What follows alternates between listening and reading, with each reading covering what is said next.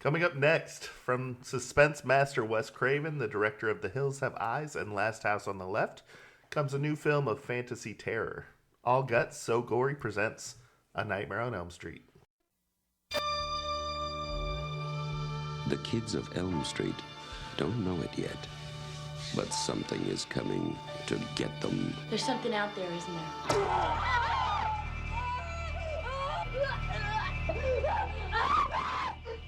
You just see cuts happen. What did that, Lieutenant? I don't know. What's the coroner got to say? He's in the jar and puking since he saw it. They're gonna kill me for sure. Did you do it? There was somebody else there. He was locked in a room with a girl who went in alive and came out in a rubber bag. No one knows where it came from or who it will visit next. Nancy? Something wrong with you. You're imagining things. Nightmare on Elm Street.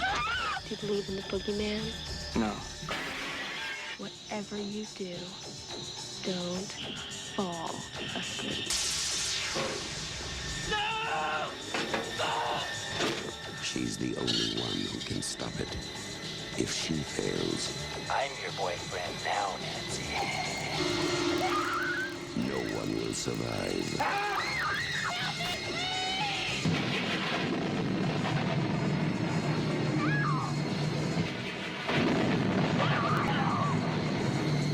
From Wes Craven, director of The Hills Have Eyes and Last House on the Left, a new masterpiece in fantasy terror, Nightmare on Elm Street. The mad and macabre. Oh, what monster could have done this? I'm just gonna bash your brains. Live or die. Make your choice. Wake up, little girl. Playtime's over. You don't know what death is. Sliced and diced. Today on All Guts, So Gory, we're diving into A Nightmare on Elm Street. I'm Justin. I'll be driving the bus today along with co-hosts Mike and Charlie. I picked the movie with an ulterior motive. I didn't feel I could pick Dream Warriors, Nightmare on Elm Street 3, without laying the foundation and introducing Fred, aka Freddy Kruger. This movie has suspense, a little comedy, whether intentional or not, unknown, attractive, fresh faces, and one of the most iconic horror figures ever. All right, gentlemen, how do you guys feel about my first pick? I love it. Freddy Krueger's an all-time great villain. We're going to do a Horror Hall of Fame on this podcast, and this is probably our very first entrant. It's a first ballot Hall of Fame villain. It's an all-time classic. Try to watch this at least once a year around spooky season. So I was happy to get the chance to rewatch this again in prepping for this podcast. I love it. Fantastic movie. Great pick. Yeah, I saw this way back in the 80s. I was a teen watching horror movies. It's like you said, the villain is iconic. It's a good movie. I mean, the acting's not all that great all the time. You know, it's got some people you'll see later just make like mega careers. But I want to say something to start this off with. For this episode, I didn't do any homework. I watched it one time. And I kind of feel like this episode I'm going to represent the kind of fan that doesn't need to know how the chili's made, doesn't need to know the recipe. I like the chili. I don't need to know who the director was. I know who. But you Craven do. is, but I do. I mean, like Everybody you can only does. hear a name so many times, and you know. But I don't know who wrote it. I don't know history of the stars except for maybe Johnny Depp. So, I mean, for this episode, tip to taint, I'm going wild card, and I'm just going to be like, guy off the street, I'll watch the movie, here's how I feel about it. I kind of love that element here. That's awesome. You will learn some stuff then. I'm ready for that. And you know what? I'll forget it all right after this episode. And like the normal horror movie watcher. I did some behind the scenes watching of some of the how the chili was made, how the taints were made. Yeah, it's really interesting. We'll get to it, but one of the fantastic things about this movie, using the expression how the chili's made, there's 80 practical effects in a 96-minute movie. If I did my, 80 practical effects in a 90-minute movie shot in 26 days. That's incredible. It was shot in 26 days? 26 days, 90-minute movie, 80 practical effects. No CGI. It was incredible. They pulled off quite the feat on this one. They did. Before we go too far into that, the chili, let's go into some of the taglines that they used to market this thing. And if you guys have alternates that you come up with off the cuff or that you thought of for a long time, let me know. There were 20 listed on IMDb. Oh, God. 20 taglines. I will do everyone a favor. Were these taglines that were actually used, like in marketing, or? I'm not sure. I've seen some on posters, but I'm going to read a few. Just a few. I'm not reading 20. First one. She is the only one who can stop it. If she fails, no one survives. Second. If Nancy doesn't wake up screaming, she won't wake up at all. I love that one. The kids of Elm Street don't know it yet, but something is coming to get them in their dreams. And, of course, there's 1, 2, Freddy's coming for you. What do you guys think about those taglines? Do we have any faves? Or I think they're okay. But for some reason, I had in my head that a tagline for this movie that already existed was, whatever you do, don't fall asleep. Because they say that in the movie. Yeah. But, I mean, right off the bat, I mean, a tagline, a whole new meaning to the shocker. Don't get fingered by Freddy. Oh, that's a good one. I mean, that's an easy mark. Since you brought that up, I do want to, in case anybody was wondering, this has no relation to Freddy Got Fingered, the movie with Tom Green in it. It's only slightly worse than this movie. So, no, yeah, those are... I do believe the whatever you do, don't fall asleep is listed down later in the tagline, so I just didn't get to it. That's the only one The one on the movie poster is the "If Nancy doesn't wake up screaming" line. That's the one on the movie poster. It's a great line. I think there's some alternate movie posters that have don't fall asleep. There's some foreign language ones that you were going to read for us, right? No. Okay. I forgot. Darn. All right, so this movie came out in 1984. Where was everyone at in 1984? I personally was 3 years old, so I did not see this one in theaters. But not much after that. So I'm going to kick it around the table a little bit. Yeah, I was born in this year, so I did not see this in the theater. This was also not even the first Freddy movie that I saw. My cousins, my aunt and uncle, they owned parts 2 and 4 on VHS for some reason. I vividly remember parts 2 and 4 on the shelf, but not 1 or 3.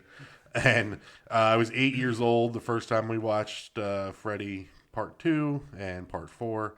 Yeah.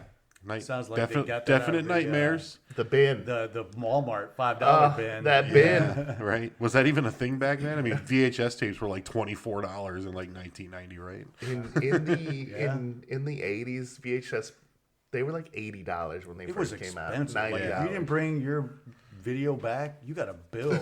Right. That was a lot. I was in high school. I was freshman, sophomore. I don't remember what part of the year this came out, but I do remember seeing it in the theater. It was a lot. Like, people, like, it was one of those you see on TikTok now where people are just like losing their shit. Like, some people got up and left, and just gasps and screams, and kind of like a good old time in the theater. Did people scream chicken jockey in the theater? Okay. No chicken jockey. Just checking. No 6'7". So my relationship to this movie and why I like it so much, definitely the first horror movie I remember seeing. Definitely. I think I touched on this during the last podcast, but my brother and I were spending the night at an aunt's house somewhere around the year of 1987. For those of you that know me, that means I was about 6. The idea that a killer could get you in your sleep was ridiculously scary to me. Everyone's got to sleep, got bodyguards in your sleep, and Freddy was definitely a modern boogeyman with no sympathy mixed with sadism. He played with his prey, feeding off their fear, and of course the glove. Let's talk about the glove. Was one of the most terrifying things ever. It was iconic. Yeah, there was immediately. Oh yeah, immediately. Just the image of a guy with knives for fingers. I mean, that's just crazy. It's like something that wasn't done before. It's not like, oh, it's a scarier zombie this time, or it's just another guy with a knife or something. It is knives for fingers. I mean, just wild.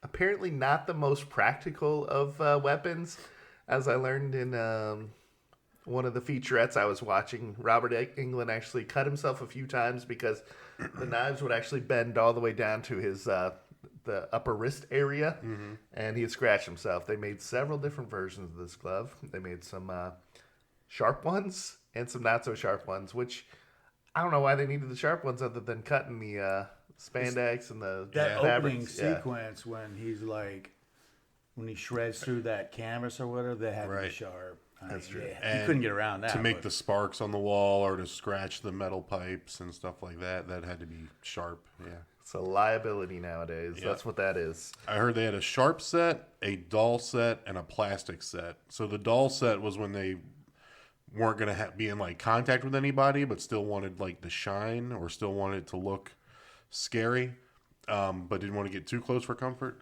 And then a plastic one for the glove coming out of the tub and some of the other scenes where they were actually going to be using the knives on the person. They were plastic.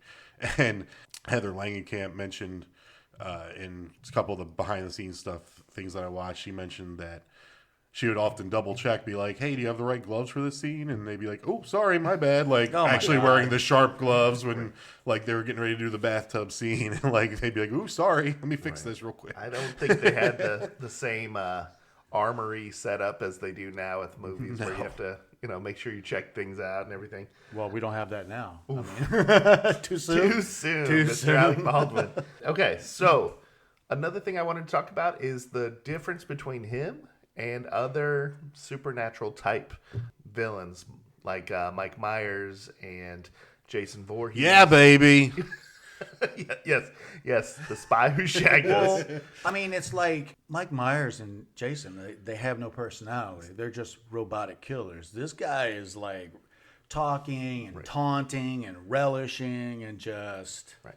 He's having a good time. I mean, it definitely handcuffed them for... You cannot replace Robert Englund in this series. You just can't do it. With Jason, you just needed to find a guy with a similar stature. Same thing with Mike Myers. But this Michael is Myers, guys. Please. Michael Myers. God. Well, it's a horror movie pod. When you know him as well as I do, it's Mike, okay? Mikey? Is that what it is? So yeah, the just the sheer amount that he has to act with his face and voice was a little different for what we were used to in this. Even, Leatherface had big old dummy with a chainsaw.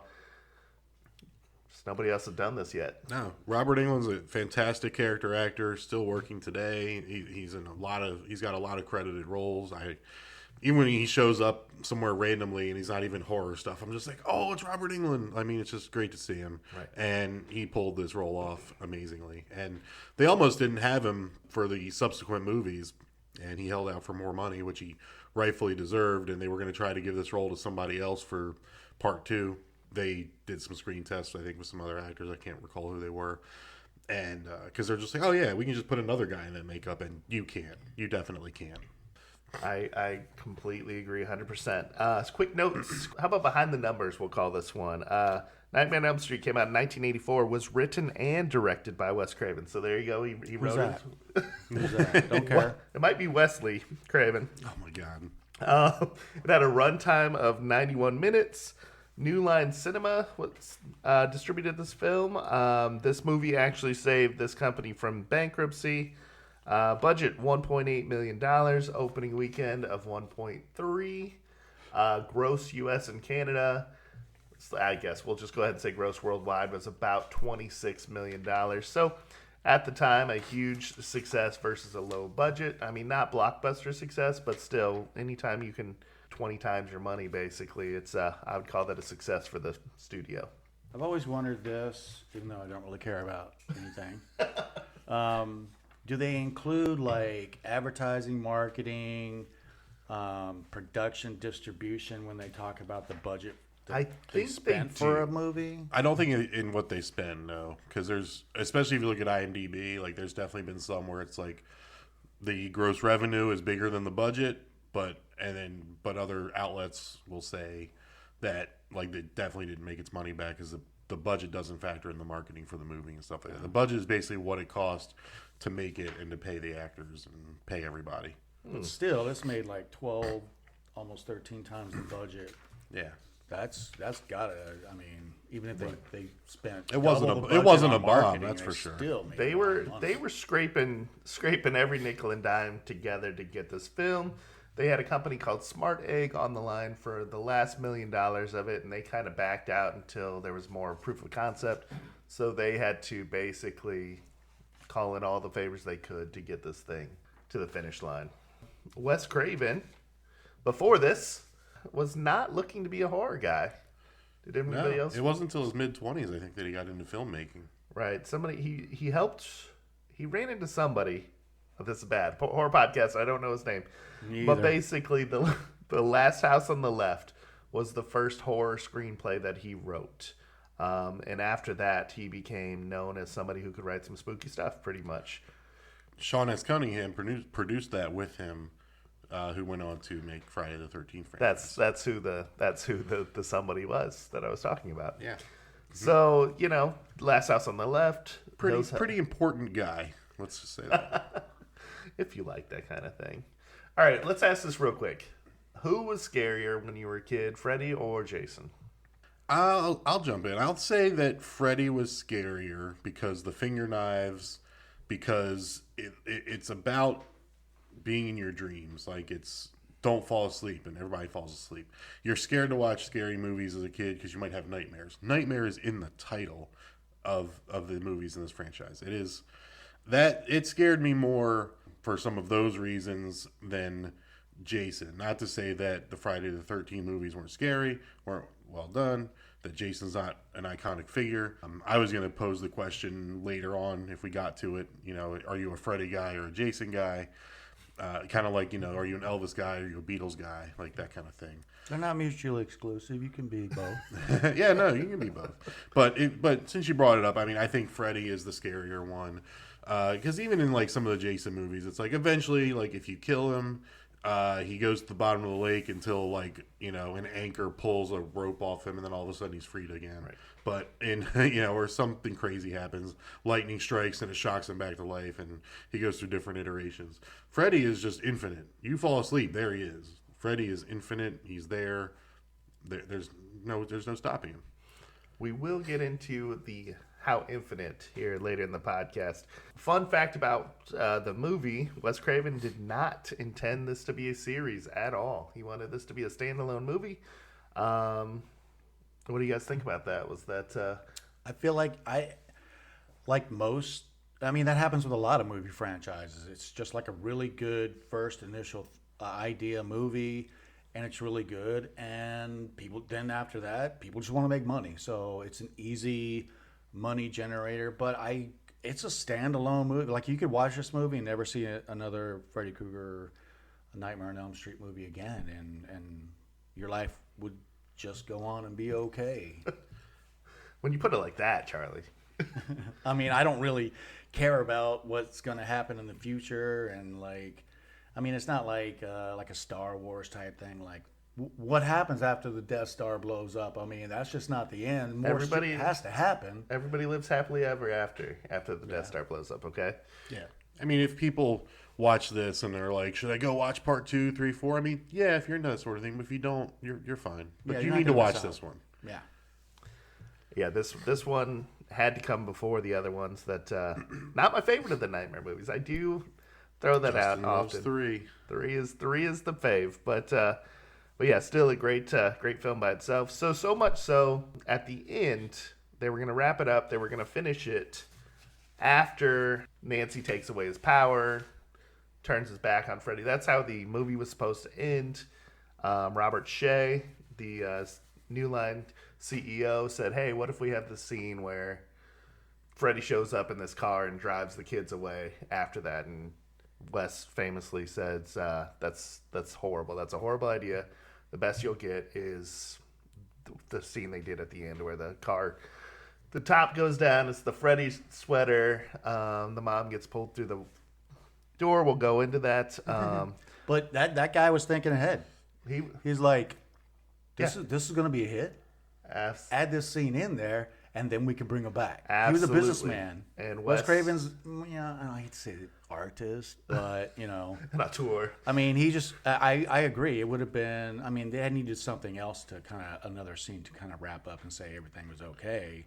But by not doing that and putting in this drive-off scene, franchise born. Definitely changed the way you felt at the end of it. You're like, oh no, this isn't over.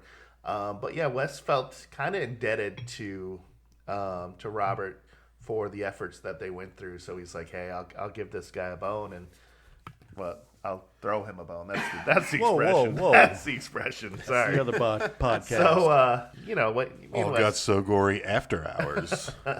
We basically for part 2, he said he didn't fight the use of the characters. He didn't fight the use of any of his IP.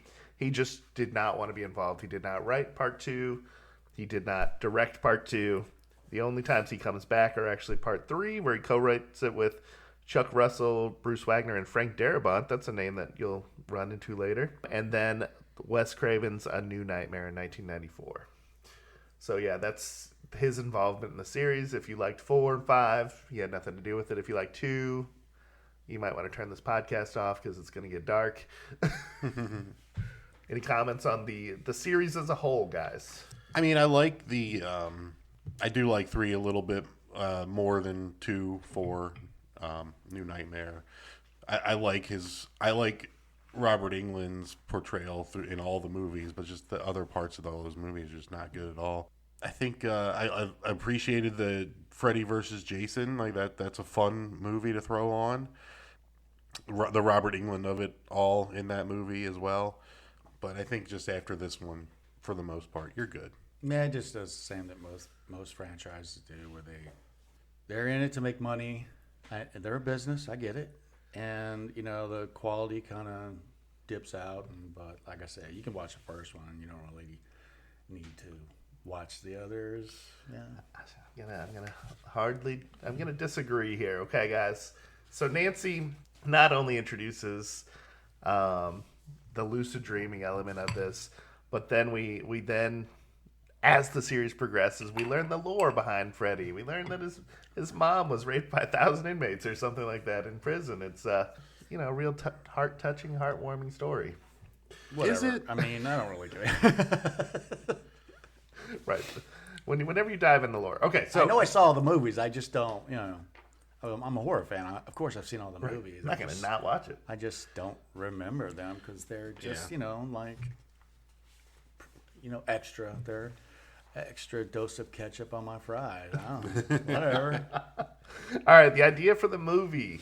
Wes Craven was reading articles about these perfectly healthy men in Asia that were dying in their sleep, often during their REM sleep. One of them in particular, he read that he had some PTSD. He was so afraid of his nightmares that he actually kept pots of coffee under his bed. He took the no-dos, he took the caffeine pills, everything. His father finally forced him to sleep. They heard a commotion, came upstairs, and he was dead. And from that, Wes Craven was like, there's no way that I'm not addressing, this is like a horror kind of film. What is killing these people in their sleep? Well, I mean, if you go days and days without sleeping and then go to sleep and have a nightmare, I mean, chances are probably pretty good that Charlie, something negative, a heart attack, how old was the guy, whatever. We don't blame the victims on this show, Charlie. That sounded like victim blaming, okay? You don't have to sleep if you don't want to, okay? From there, he started questioning things like, hey, can anybody remember a time they actually died in their sleep? Yeah. I guess died, but definitely falling. Definitely car accident. Definitely someone chasing me and about to get impaled by whatever they were carrying. Yeah. I've died just about every. I heard that too, younger, and then I died in a dream, and I was like, well, that's a bunch of horse shit. But I've been run over. I do a lot of falling and splatting on the ground. Shot. See, I wake up stabbed. before the splat. Yeah, normally. No, I hit and splat and feel myself oozing on the concrete. Oh, I mean, I wow. die. What? Yeah. Is happening? I mean, like, All right, so I have had moments where I don't. Something kicks in where it's like I do hit the ground or something, but I don't die. I'm still like, oh, I didn't die. So I don't know if that counts, right? You're still feeling yourself oozing out, so you technically didn't die, right? well, yeah, you don't really like die, but I mean, like, short of. So anyway, that idea obviously was played with in a few movies. Famously, The Matrix draws your brain cannot distinguish the difference between your sleeping life and your waking life. Fun. All right, let's go into the cast a little bit. Did anybody, the first time they saw this, did anybody recognize anybody in the cast? Yeah, like the dad, the lieutenant, the cop. I mean, I grew up in the 70s. He's a character actor that kind of seemed like he was in everything. It was kind of weird that they used John him. Saxon. Yeah, because we were like, I mean, it seems like they change out character actors every decade. So there's like, the guys in the 70s, the 80s, the 90s, and they just kind of like fall off. And, early, mid 80s, 84, that they used this guy. It was kind of, like cheeses the movie a little bit. Really? Yeah, Okay. they could have used any middle-aged character actor that was already established in the 80s. So it took you out. It was a little distracting because A little you bit. recognized him from so many other things. Yeah, he's Lieutenant Fuller in Black Christmas, which is 10 years before this. Right. And that's the only thing I really remember. Probably in seeing like him 6 Love Boat episodes, probably a Three's Company. My notes on John Saxon. He passed away in 2020. I'm sure you guys all had a wake for him. Black Christmas, Poured one out. tons of TV for decades before this. I believe he was in Falcon Crest. I believe he was in a bunch of those Quincy type shows. Yeah. But he was actually the name that helped this project get, I think, Smart Egg back on board. He actually attached a name, a marketable name, to the movie. So that's he was a huge get. So if they wouldn't have had him, Charlie, we would have never seen this. Well, I'll give him that. All right, so let's start with the cast. We got Nancy Thompson, played by Heather Langenkamp, who was 20 at the time that she did this. I don't know who she was in The Outsiders, but she was in the movie The Outsiders in 1983. I think just an extra. Yeah, I she had really a speaking at role. all. And basically, Nancy Thompson is who Heather Langenkamp is known for. Whenever you see her, it's Nancy. It's not, oh, that's Heather Langenkamp. At least that's my impression of that. Of course, yep. So, I'm watching this movie, and I get this a lot when I watch movies, is how they decide to go with their star, their final woman of the movie. Well, she was a girl. Final girl of the movie. Especially when there's another, like Tina, the actor that plays Tina, I would have swapped him. Because Tina is a much better actor than Nancy. I don't know. I would, We're gonna get into the chili a little bit again here. So the movie actually wants you to believe that Tina is the heroine, the lead of this movie. It starts with her. It shows her survive that first nightmare, and then obviously she is the first one to go in a very, very, very gruesome way. Great scene. Yeah, great scene. We're gonna get into that in just a minute, but it was kind of like pitched to her that she would be the Janet Leigh in Psycho. She had a little bit more. I think she was in Fast Times at Ridgemont High, but not. Yeah, she was. Not a ton of stuff. But yeah, even my son, when we just watched this, he was like, "What? Tina's dead?" Like he thought this was going to be the lead. Famously, Wes Craven does this again in Scream. Using Drew Barrymore as the first girl seen. Tina Gray, Amanda Weiss. 24 at the time. She was in Fast Times at Ridgemont High. But other than that, she's done a ton of TV. But no other movies that stood out as far as, notable stuff. Glenn Lance was played by a man named Jason Deep. Oh, wait. No, Johnny Depp. Was that who was played by? Rings a bell. I think so. Wasn't he in that 21 Jump Street show or something? He was in a few things after this. Platoon. This was his breakout role, right? It was his very first role. Very first role, yeah. Yeah. Didn't he have somebody shit in his bed? like publicly laid. Yeah. So in this movie, is this movie like the second worst thing that's happened to him in a bed? Or... This is by far the worst. I think you can recover from a little shit in your bed, but Who hasn't? you can't recover from being sucked into your bed and spit out as gallons and gallons of blood. I'm going to be remiss. My Maryland brethren are going to come after me with pitchforks if I don't mention Crybaby with Johnny Depp. Came out in 1990. Okay. John Waters is Baltimore royalty, and pretty good movie. Okay. But I don't know. John Waters flicks aren't for everybody. They're very unique and special. Right. But yeah, Crybaby, not bad. Famously, Captain Jack Sparrow, of course. His movies have made billions of dollars, literally. He's done every other collab with Tim Burton. Yeah, Fantastic Beasts. You name it, he's been a huge part of the culture for a long time. We've got Rod Lane, everybody's favorite character, Rod Lane. Rod did a great job in this movie. Rod wasn't bad. I mean, he was okay. Temper's a little rough. He's a little overact sometimes, but Maybe, yeah. You know, Rod Lane. A little research. He's known as Jesus Garcia or Jesu Garcia, credited as Nick Corey at the time. 21 years old at the time. Pretty sad. You know this story?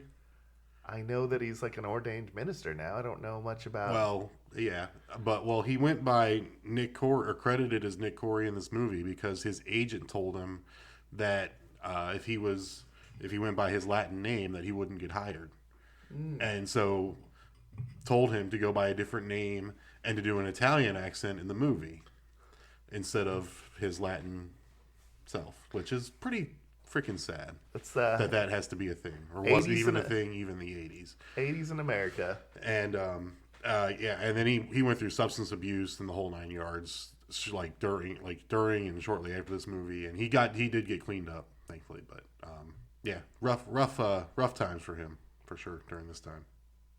Strangely enough, you look at his IMDb, and it's actually maybe the second most famous. I guess he's in movies like Collateral Damage, We Were Soldiers, Traffic, and Predator 2.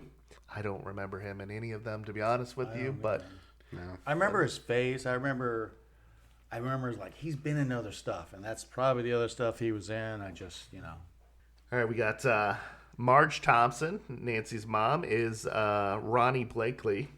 She was actually in Nashville, Robert Altman's Nashville, nominated for a Best Supporting Actress. Hey, how about that? How about that? And then we have Fred, a.k.a. Freddy Kruger, a little-known guy named Robert Englund. At the time, he was known as, I think he did a lot of plays, a lot of stuff like that. But his big breakout role was in V, which was a 80s show, 80s sci-fi show, which was a great show, about lizard people, lizard-looking aliens that came down to visit us. Right. And with ulterior motives. he heard about the role and jumped on it on his way over. Apparently, he put some cigarette ash around his eyes to kind of darken them up. And in his audition, he just kind of stared at Wes Craven to creep him out. So Wes loved it. Yep. Fun fact about Robert, he actually had to sit in the chair for hours on end every time before shooting, and he would look at the young kids that didn't have to do any makeup, maybe a little bit, and get angry at them, for being, in those roles, and he channeled that into his get in the mood. Yeah, he channeled that into his hatred of the kids during the movie. Apparently 3 hours every day in the makeup chair to get That full, does not full seem makeup like for a this. long time now when you hear Compared to some, some of the newer but stuff. But he can't take it off all day. So like when lunch break would come, everybody goes to lunch. He's still dressed as Freddy eating a ham and cheese sandwich or whatever they had for lunch. My favorite little cameo in there, it wasn't a cameo at the time, obviously, because this came before, but Lynn Shay, the teacher in Nancy's classroom, obviously Insidious, Something About Mary, Kingpin. She looks exactly the same. She's one of those that just doesn't look like she's aged. I'm sure she has if you put her side by side, but I immediately saw her and was like, oh shit, and I never noticed that before. And then I paused it and was looking around all the kids in the classroom, seeing if there were anybody later in life he too. Did anybody do any research on the nepotism connection here? I did no research. Not on this Lynn, one. Lynn Shay is actually the younger sister of Robert Shay, the New Line Cinema CEO. So that's probably had something to do with how she got it, but she played it well, actually. You know, she seemed like she cared about the students. Yeah, she's probably the best actor in the whole movie. Her 37-year-old students in her class. We're going to talk about that in a little bit here, but Was that Arthur Ashe in there? it was definitely Arthur Ashe's older brother. That's what he was going for. That's the look he was going for sure. The guy in front of him that was just Right. All right, so that is all the boring stuff that Charlie didn't want to hear about today. No, don't care. So now let's dive into this thing head on. Let's start talking about the movie. Let's do it. Yeah. So we open with the credits. I'm going to be critical from the very beginning. The font is awful. The font of the credits. Did anybody else get bothered by it? Didn't bother me. Oh, Really? I was like, it's 1984. It looked like the letters you put on a fridge, like kind of stack them. So you're saying it didn't really fit? It didn't fit. And if I were to touch it up post production, I'd be like, let's put some normal words on here. But I think they were trying to go for like a this is kind of kiddie. The kids are in danger in this one. Yeah. Whatever. Yeah, that makes sense. All right, so the credits going on. There's a guy rooting around, piling bits and pieces on a workbench. I would just like to say the worst work area, work space I'd ever seen in my entire life. Like, who makes something while water is condensing and dripping right on top of you? I was like, what the hell is going on Child here? murderers. Right. In a boiler room. Unless he like took one bus and drove it off a cliff, this guy would not have been able to get away with killing 20 children. No. He was not organized enough to kill 20 children. Right, No, I'm not Mike? going to victim plan, but I'd say those Right. guys had to be the dumbest 20 kids in the Oh, entire my gosh, world. Yeah. They're like, hey, do you want to see a bag full of rusty nails, kids? And you never see him before he got all burned up and turned Right. into Freddy. You don't see that. Another thing I want to say is no sketches at all for the design of your knuckles on these finger gloves. No, he didn't need Like, to. He had it all in his head. No measurements. just It's in his head, just like Freddy's in your head, kid. Boom. Tagline. Copyright. Yeah, they definitely wanted to make. Okay, it was important for Wes that he could make everything in loose things that you'd find laying around a boiler room. Apparently, like almost like Iron Man building his suit out of scraps in a cave. Almost. You want to do? Yeah, it makes Almost. sense that a guy that works there Right. would be able to, manufacture some stuff himself. That Right. makes sense. His welding was on point. Apparently, I don't know how durable those things would be.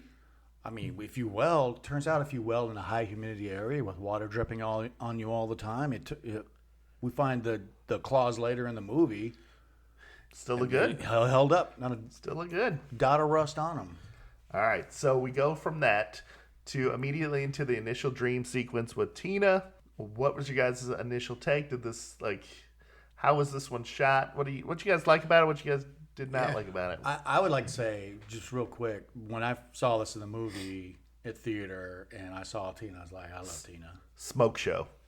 As a 15-year-old kid, I was like, I don't know where this is going, but I'm in. Yeah, there's a reason she's with Rod. With who? Rod. Rod who? Rod. I mean, the character in the character in movie. the movie. We're talking I about thought A you- Nightmare on Elm Street, Justin. Flip your notes over. Like the remake? One last note about the opening credits. Freddy goes by Fred Kruger in these Right. opening credits, and Wes Craven came up with his name based on a right. bully from high school. The name of the guy that bullied him was named Fred Kruger, and in Last House on the Left, that in 1972, the two main villains in that movie are named Fred and Krug. So there's that connection. What? Yeah, and then I already forgot. But you always see like at the end of movies in the credits they say like any names used here are fictional and any likeness to a real person is coincidence or whatever. Like not in this case apparently, and I don't know if it says that in these credits. I didn't look, but Like, you know, that bully, like Wes Craven wins because that guy growing up, he can't buy a car, he can't apply for a job. They're gonna be like, "Your name is Freddy Krueger or Fred Krueger," or like, so he's gonna get it nonstop. I wonder if they ever met like later in life, and they're like, "Oh, I'm sorry, bro," or, like, "You're a dick." So they, what I had heard is that Fred is definitely the bully's first name. Yes, but Kruger was just an allusion to that other character you mentioned. So it wasn't the bully's. So his name was Fred Krug? Maybe. Not Kruger. Okay. But yeah, I don't know if it was a Fred Smith. Exactly. Yeah. Fred Johnson. That's like a David Bowie and Vanilla Ice situation. Yeah, exactly. Under Pressure and yes, Ice Ice Baby. Yep. For those who didn't, I didn't get that. Yeah, I knew Charlie didn't. That's why I broke it down a little bit. Mine goes. Dun, dun, dun, dun, yeah. dun, dun. The dream sequence was random and scary, like a dream would be. You know, you're walking along, all of a sudden there's a jump scare from a sheep. You're like, what is happening? But you know, it was effective. They used this boiler room several times in the movie. This actually was a power room of an abandoned prison that they did some scenes. I wonder if they like hosed it down and it probably had like I don't know. humidifiers going full speed off on the side. Apparently, it was shut down because of the asbestos in it, and that was perfect. found out after the 26 days of After shooting. the or what 26 have days you. Of course, of they found out after. But yeah, it was a scary location. Great location. Absolutely. So Tina is stalked by this unseen guy. Then I think we see we see his face a little bit at the end of the thing, at the end of the dream. She wakes up before he kills her, jumps up behind her. She wakes up, jolts up into bed, you know, and then she's safe. But you know, drunken mother, who's just shacking up with her, you know, boyfriend or something. Short, swarthy Italian. I picture him as Italian or maybe Greek. He's got a I don't like to use this, a wife beater on. He's like, whatever is going on with this kid, I don't care, because we were in the middle of. Come on, baby, back to bed. Yeah. Where you go? So her mother gave her an ultimatum. I want to ask you guys about this ultimatum. Either cut your nails or stop having dreams like that. Those were her options. So what do you guys think? I mean, it's perfect cliche of all the Freddy movies or any kind of movie where there's young people. It's like nobody older than 19 can see anything. You know, it's like like in Derry, like adults were immune to seeing all this stuff, but it was only kids. Like I Milk? mean, it's a good vehicle for a movie. Look at me sounding all professional and shit. Yeah. But you have to have it because if all the adults jumped in, then you can get the FBI. I mean, then shortly after, Kruger is somehow contained and then shows up in the movie Cabin in the Woods. Yeah. So Freddy or FBI actually stands for the Freddy Bureau of Investigation, right? Yep. Correct. Okay. So that's the FBI they call on that one. Yeah. Before I jump to the next area, it's the nursery rhyme is introduced in that first dream at the tail end of it. Yeah. That is one of the creepier things in the movie. Very creepy. They do a lot of things, and you know I keep saying this. They use it a lot later in movies, especially in franchises, where like they don't know what they have. They don't know that you know they know it's creepy, so they add it in there, but they don't know that people are going to fixate on that so much until after the movie comes out. Then they hear about it, and then they tend to overuse it later in movies, and they. What was that Adam Sandler movie where he was the son of the devil? Little Nicky. They used it in there when the dog was singing it. I was like, God damn. Yeah, and grabbing your crucifix turns out does not help. No. God never helps in didn't in The Exorcist I'm going either. to say that right now. God is nowhere to be found in horror movies. All right, so then, we get cut to the initial shot where we meet everybody. We meet the core four, if you will. We meet Rod, Nancy, Glenn, Tina and Glenn, and Scooby team up. The core four, which you know we go into in Scream movies later. The 4 is a good number for as far as protagonists, if you will. Yeah. They start talking about how everybody had the same nightmare. Well, not the same nightmare. Everybody had a nightmare. But Rod, unfortunately, just had a hard-on when he woke up with Tina's name on it. Right. Yeah, Dios mío. What a line. What a line. Which Tina doubted because there's 4 letters in Tina. So it must not be that Must big. not have fit. And that really... So here's where Rod got very upset about that joke. You know, you think you'd be able to joke a little bit with each other, but up yours with the twirling lawnmower. As far as comebacks, what do you guys think? Not the best. That was written by a 50-plus-year-old man trying to sound hip with the kids. Yeah, agreed. So, Not the best. does anybody remember what they blamed it on? What they blamed the sinking nightmares on? I do not. I don't. Tina says, hey, maybe there's an earthquake coming. Oh, yeah. That That's could- Yeah, that She happens. does say that. That happens all the time, right? So, Johnny Depp or Glenn says, hey, just remember, tell yourself it's a dream. You'll wake up, and that's it. Yeah. The voice of reason. Voice of reason. Johnny Depp, who had not acted in this one, was actually one of the better actors Yeah. in this whole He thing. He was- got better. But, He was doubting himself, and Wes told him, like, you're awesome. Like, don't change a thing. Like, don't doubt yourself. You're the man. Like, You the man. Yeah, picked you he's for a good reason. enough for a $1.6 million budget horror movie. Nailed it. I mean, that would be a quarter. That would be a fraction of what it would cost to get him in a movie nowadays, right? Yeah, you couldn't. He wouldn't even show up to a meeting without paying that much. he probably does an audition.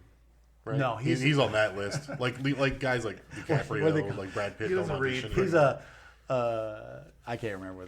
I'll think about it. He probably later. doesn't audition. They're just like, yeah, we want you. We wrote this just for you. In Schitt's Creek, I don't know if you guys watch that show, but Moira is like super vain, and there's a scene where they're talking about she was going to like, oh, maybe you'll get called to do an audition, and she's like, she kind of like chuckles and laughs, like, well, I'm a by request only, like I don't audition, Right. I don't read for these things. Yeah, I just give me the part and I'll do it. Hey, real quick, jump back to Wes Craven. I didn't ask you guys what's your guys' thoughts on his entire catalog of movies. Was Nightmare your favorite or Scream. Scream was in my wheelhouse growing up. Scream, I think, was a better put together movie. Oh yeah, It's also modern, Right. And he pulls some things from Nightmare to use that he uses in Scream. Like we talked about Drew Barrymore, Glenn in Nightmare climbs in Nancy's window, just like Yeah. what's his name? Not Stu, Billy. Yeah. Billy climbs yeah. in through Sydney's window. I mean, there's a lot of stuff that are. Like I said in the beginning, like I don't really know who wrote most of the movies that I like. Like Tremors, one of my favorite movies of all time. I don't know who directed it, wrote it, produced it. I don't know You what will when you do your movie. homework. Yeah, I'll do that one. I don't know what movie company it came from, but I know Wes Craven because he's just done so many good movies, and I'm sure it's in his contract. Like this is Wes Craven presents, and so Right. his name is out there for every movie that he puts out. So yeah, real fast. Did anybody see the movie Deadly Friend? yes. No, I haven't seen that one. Amazing, amazingly bad. But as a kid, when that was another one that I watched way too early. And That was the original Buffy the Vampire Slayer movie star. I don't know what her name is. Chrissy Swanson's in that. Yeah, Nice. yeah, she's Buffy, the And first then Buffy. What about Shocker? Did anybody see Shocker? Well, I got some Shocker stories, but yes, I have seen Shocker. All right, Mike. Have not. After this podcast, you need to go watch Shocker. Okay. It's about a man who is executed by the electric chair, but instead of killing him, it actually puts him into the electric grid so he can hop around and kill other people. Oh, sounds fun. No. Yeah. I love horror movies that are just kind of dumb, Right. but also original, like in that sense. Yeah, you can't like horror movies without the Oh gosh, ability not to another be- one where a guy jumps through the electrical grid, house to house, killing people. But that's the thing about horror movies is I want originality. You tell us the you can- rules you- we're working with. Every once in a while, you get an original one, but 2 + 2 = 4. It's a Yeah. formula that works Right. every single time you try it, and there's a reason why formula movies work. I mean, like people like to shit on them and say, "Oh, it's just a formula movie," and I like original movies too. It's great when somebody comes up with a new formula that gets followed and improved on, but I'm for it.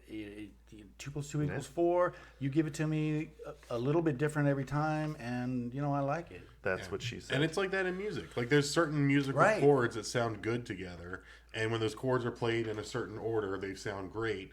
But you have to put your own twist on it. Add a certain notes here or there, play it at a different speed and just add little fills and use your whammy bar. And so that it doesn't sound like exactly what somebody else did 12 years prior to, or 15 years, or 5 years prior to. So that people aren't like, oh, you ripped off this. It's like, no, look, I put my own spin on it. Again, circling back to Vanilla Ice, who added a note. Like, you got to do more than that. But yeah, it's the same thing in music and all these kind of art forms. Sorry for the tangent, guys. Back to the movie. Keep us on track, Justin. Right, that's my job. All right, so we discovered Tina really is not feeling good, like, about her nightmares, and her mom's going to be out of town. So she invites Nancy, who subsequently invites Glenn to come with her to comfort her and make sure she, is okay, right? So that sets up a pretty fun 80s Ferris Bueller. Let's use some sound effects from a video or from a cassette tape that I have. What are you guys' thoughts about the 80s? I was there. Loved it. Had a good time. Had a good couple. Got a couple kids out of the 80s. I mean, I'm old. No, we can keep going. Justin's just going to pour us some bourbon real quick. Oh, yeah. What kind of bourbon are we having today? Still Austin. Straight bourbon whiskey. We obviously have no sponsors for this podcast, so this is not a plug or anything. But if Still Austin wants to. Yeah, I'm not going to say whether I like it or not because they're not paying us. But right, I like it. I like bourbon. Thank you, Justin. Bourbon is a friend of mine. So, are we talking about the scene where basically the core four are at Tina's house because Rod shows up later. Rod shows up later, yeah. But at Tina's house, her mom is out of town for a couple of days. Classic classic horror movie trope. The parents are gone for a couple of days. So this is the scene where we get to see Nancy do her impression of Freddy's nails, the screech, right? Which actually is how Wes decided to cast her. She had a good face, fresh face, and something about that really tickled him or something. He wanted Nancy, the innocent-looking one, to be our hero of the story. The brainy, innocent virgin, if you will, to be the hero. Yeah, and then when Rod shows up, we get our first jump scare when he shows up. And another great line in this movie, when he shows up and sees the other three there, he goes, "What's going on, an orgy or something?" And Johnny Depp replies, "Maybe your funeral, dickhead." Yep. Great writing. Glenn replying, "Maybe your funeral," and then Rod going from smiling to switchblade in pulls out his 1 second flat. Johnny Depp is a small guy. Glenn is a small guy. Rod's a big guy. Yeah. Like, he Rod's just tackled you, threw you to the ground, and you're going to talk shit to him? Yeah. And then he pulls a switchblade. He didn't need that switchblade. He This could have picked up a twig and beat hot Johnny take, Depp's ass. but I think Freddy did us a favor by taking out Rod. I think that guy would have killed somebody eventually with his temper and his switchblade. I mean, I'm not profiling here, but I'm just saying he had quick to use the switchblade. Because he's brown? No. Nope. I'm not saying that at all. What I'm saying is he was angry. Angry man. Yep. And then we get Rod and Tina getting it on. Well, he could lay pipe. He could throw it down. And you've seen one horror movie, you know that they are now marked for death because they are getting the down. first, usually at the same time, like My Bloody Valentine. Oh my God. Definitely Halloween. You have sex in a horror movie, you're done for. You are done for. Yep. So yeah, you hear them going at it really good, I guess. You see that Glenn's not getting any, and he says morality really sucks, or something like that. Glenn's going a lot that night. Yeah, it's like, Billy and Sydney's relationship in Scream, just all over, like same kind of vibe. So quickly, we start to hear taps at the window. We don't for sure know if Tina is awake or asleep, but I mean, it becomes evident pretty quickly. But like, I mean, these aren't like, "Hey, wake up!" Rocks at the window. These are, "This is gonna break the window." So, what do you do in that situation? I think you go out and explore, right? Of course. Dreams, yeah. In a horror movie? In a horror movie, that's what you do. You got to do it. Whether she stayed there or went out, it wouldn't have mattered at the end of the day. But still, she went out to explore it. You see her running down the alleys and streets of the town that they shot in. Yeah. Fun behind the scenes real quick. They built Nancy's house in studio. They built the first and second floor of Nancy's house in studio.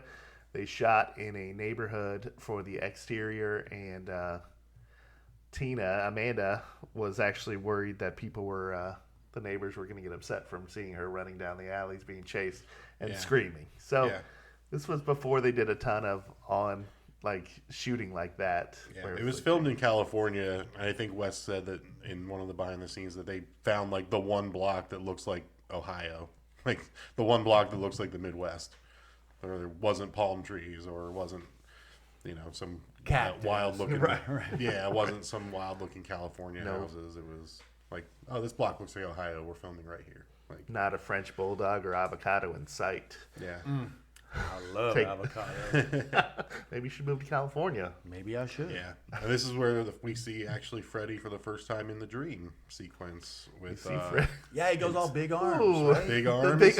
The big arms. Another fun effect. It was basically just long arms held up by fishing poles on both ends. On roofs. I almost kind of want to find out. Because it's dark, you don't see the fishing line. Special effects director was for this movie, because with the budget he had, he did a great job. I just want to say you're sounding awfully close to caring about these things, Charlie. So. I'll forget it, but the guy that did the makeup and special effects, that they name mainly in the behind the scenes, his name is David Miller, who also did the makeup for the Thriller video. He also did special effects on the Terminator. He wasn't the main special effects guy. He did Tremors, which Charlie already mentioned. And he did specifically the prosthetics for the Addams Family. He operates Thing, the hand in the Addams Family. Huh. So yeah, there you go. Pretty good creds. Yeah, very good. Right there. So yeah, you see the long arms, which I want to say this movie is 41 years old, and there are parts that definitely seem 41 years old. That's probably one of them, but.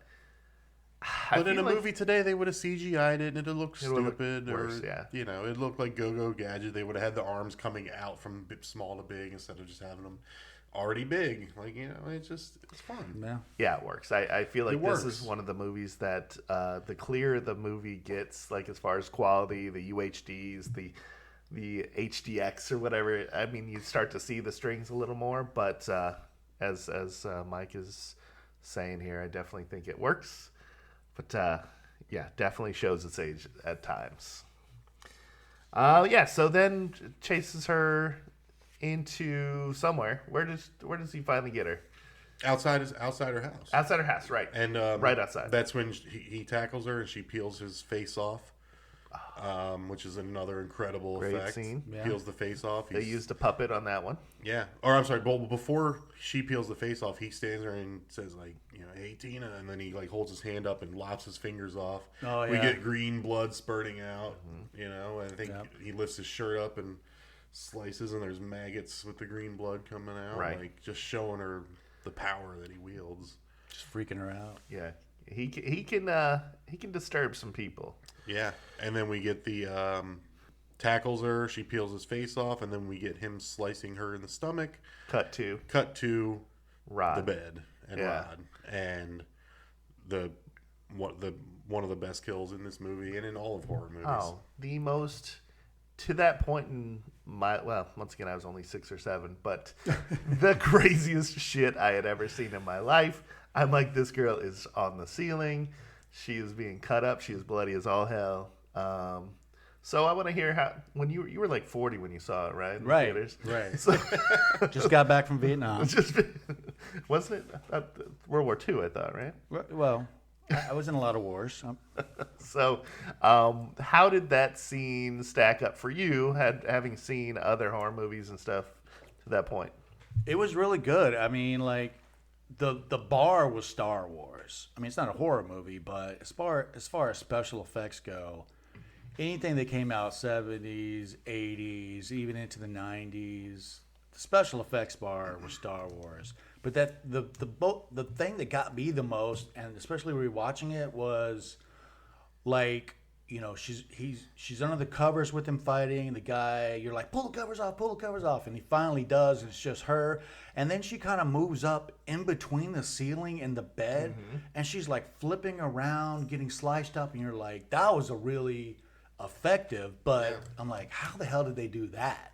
Right. Because the ceiling, you kind of get in your head, y'all. They just flipped everything over. The room, and you know, spinning. Stuff's gushing straight up. They flipped the entire room over. Yes. Yeah, but I mean, like turned. that middle part where she's flailing around in the middle, and like there's no, you know, I'm sure there was wire somewhere, but you don't see it. Yeah. That was really good. That was really good and effective when I watched it.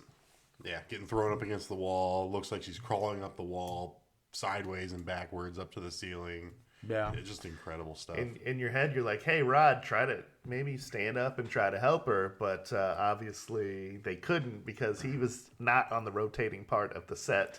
Right. He was in the, just in the corner. Yeah. That would have been too hard to do. Right. So, that was the craziest thing. And it doesn't make it any less crazy when I learned that they built an entire stage and rotated around while the cameraman basically stayed steady. It's it's nuts. So he flees. Aftermath is they immediately think exactly what he thought they would. Rod is the suspect. He's the person of interest. They need to get him. He's a lunatic. I think without even knowing him, Nancy's dad was basically like, what are you doing mixed up with a lunatic like Rod Lane? Right. He had just learned the name Rod Lane like a minute before that. Yeah, and it's Nancy's father who's the one that catches him in the woods. That is, I guess we do learn that. My favorite part of the newscast that made me, if I were drinking water, I would have done a spit take, was it said 15-year-old Tina. Yeah. I was like, 15? That made me go, wait, what? That is what we're You're not even a senior in high school? These kids are 15. She's like a sophomore? Yeah. Yeah. I'm like, they're doing some, banging when their mom's out of town. They're, whatever. Who leaves their 15-year-old at home and leaves town? 15 was awesome. Well, it was the 80s. It was totally the 80s. So obviously, everybody says, hey, Nancy, you should not be going to school. Take some time. Your friend was just brutally murdered. Yada, yada. As they do when your friend gets brutally murdered. But she goes to school anyway. She goes to school. Why not? Notices weird things like a guy in a suit watching her from the corner.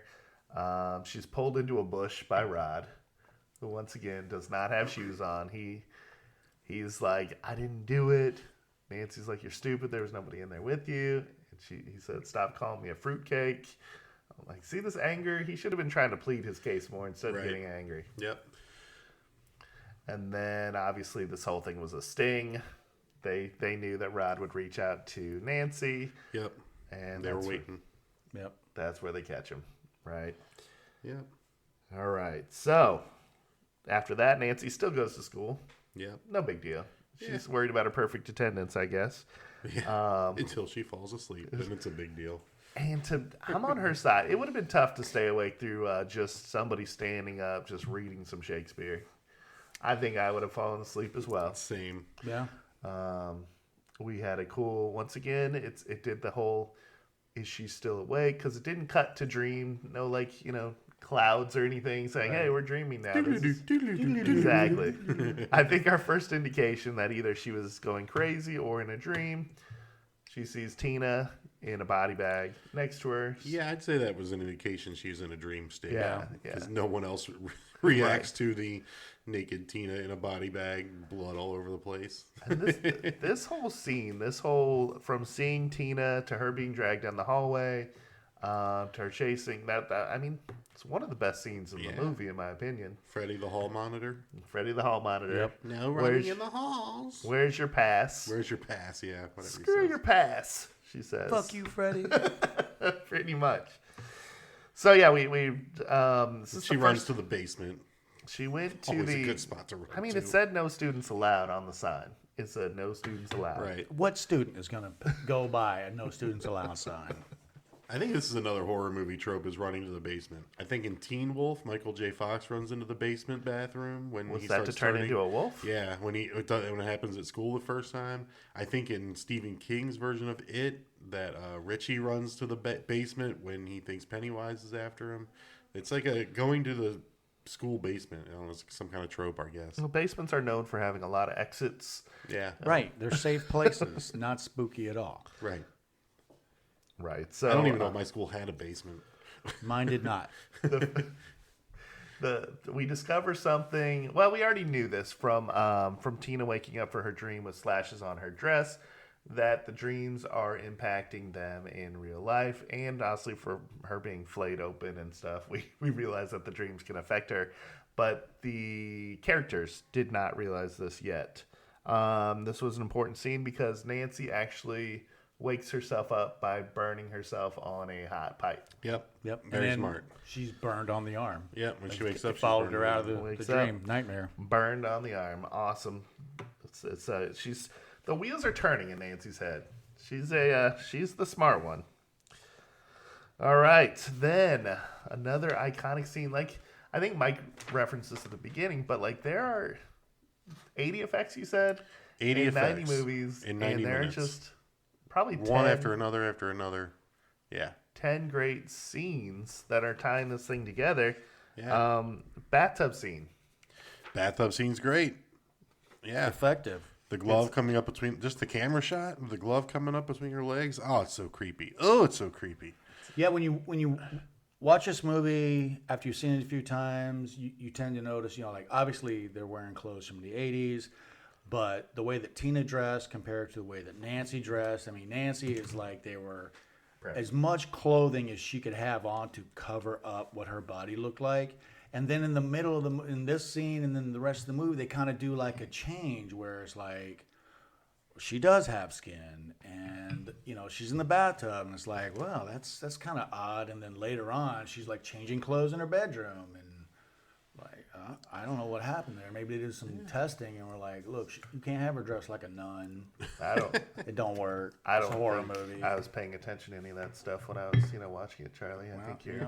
I like to do deep dives on movies. But we get the glove, and then we get pulling her down through the tub, which is another great effect. It was like a black sheet over a barrel of water. It was a swimming pool that they put a black sheeting on, black for cover sure, over it to make it look like it was infinitely deep. And the tub had a compartment on the foot end, I guess, or that the one.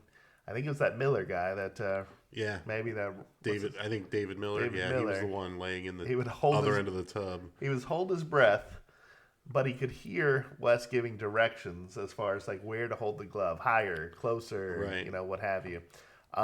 Where the glove's location and the fact that you feel safe in the tub, super effective. Yeah. Right? Thankfully that Heather Langenkamp was 20 when she's filming this and not an actual child. 15-year-old.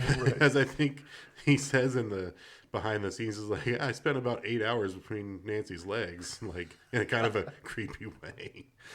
All right. So one of the funniest lines, which kind of reminded us that they're kids in this movie, was she's starting to get drowsy in the tub, and Mom says, "Hey, make sure you don't fall asleep in there.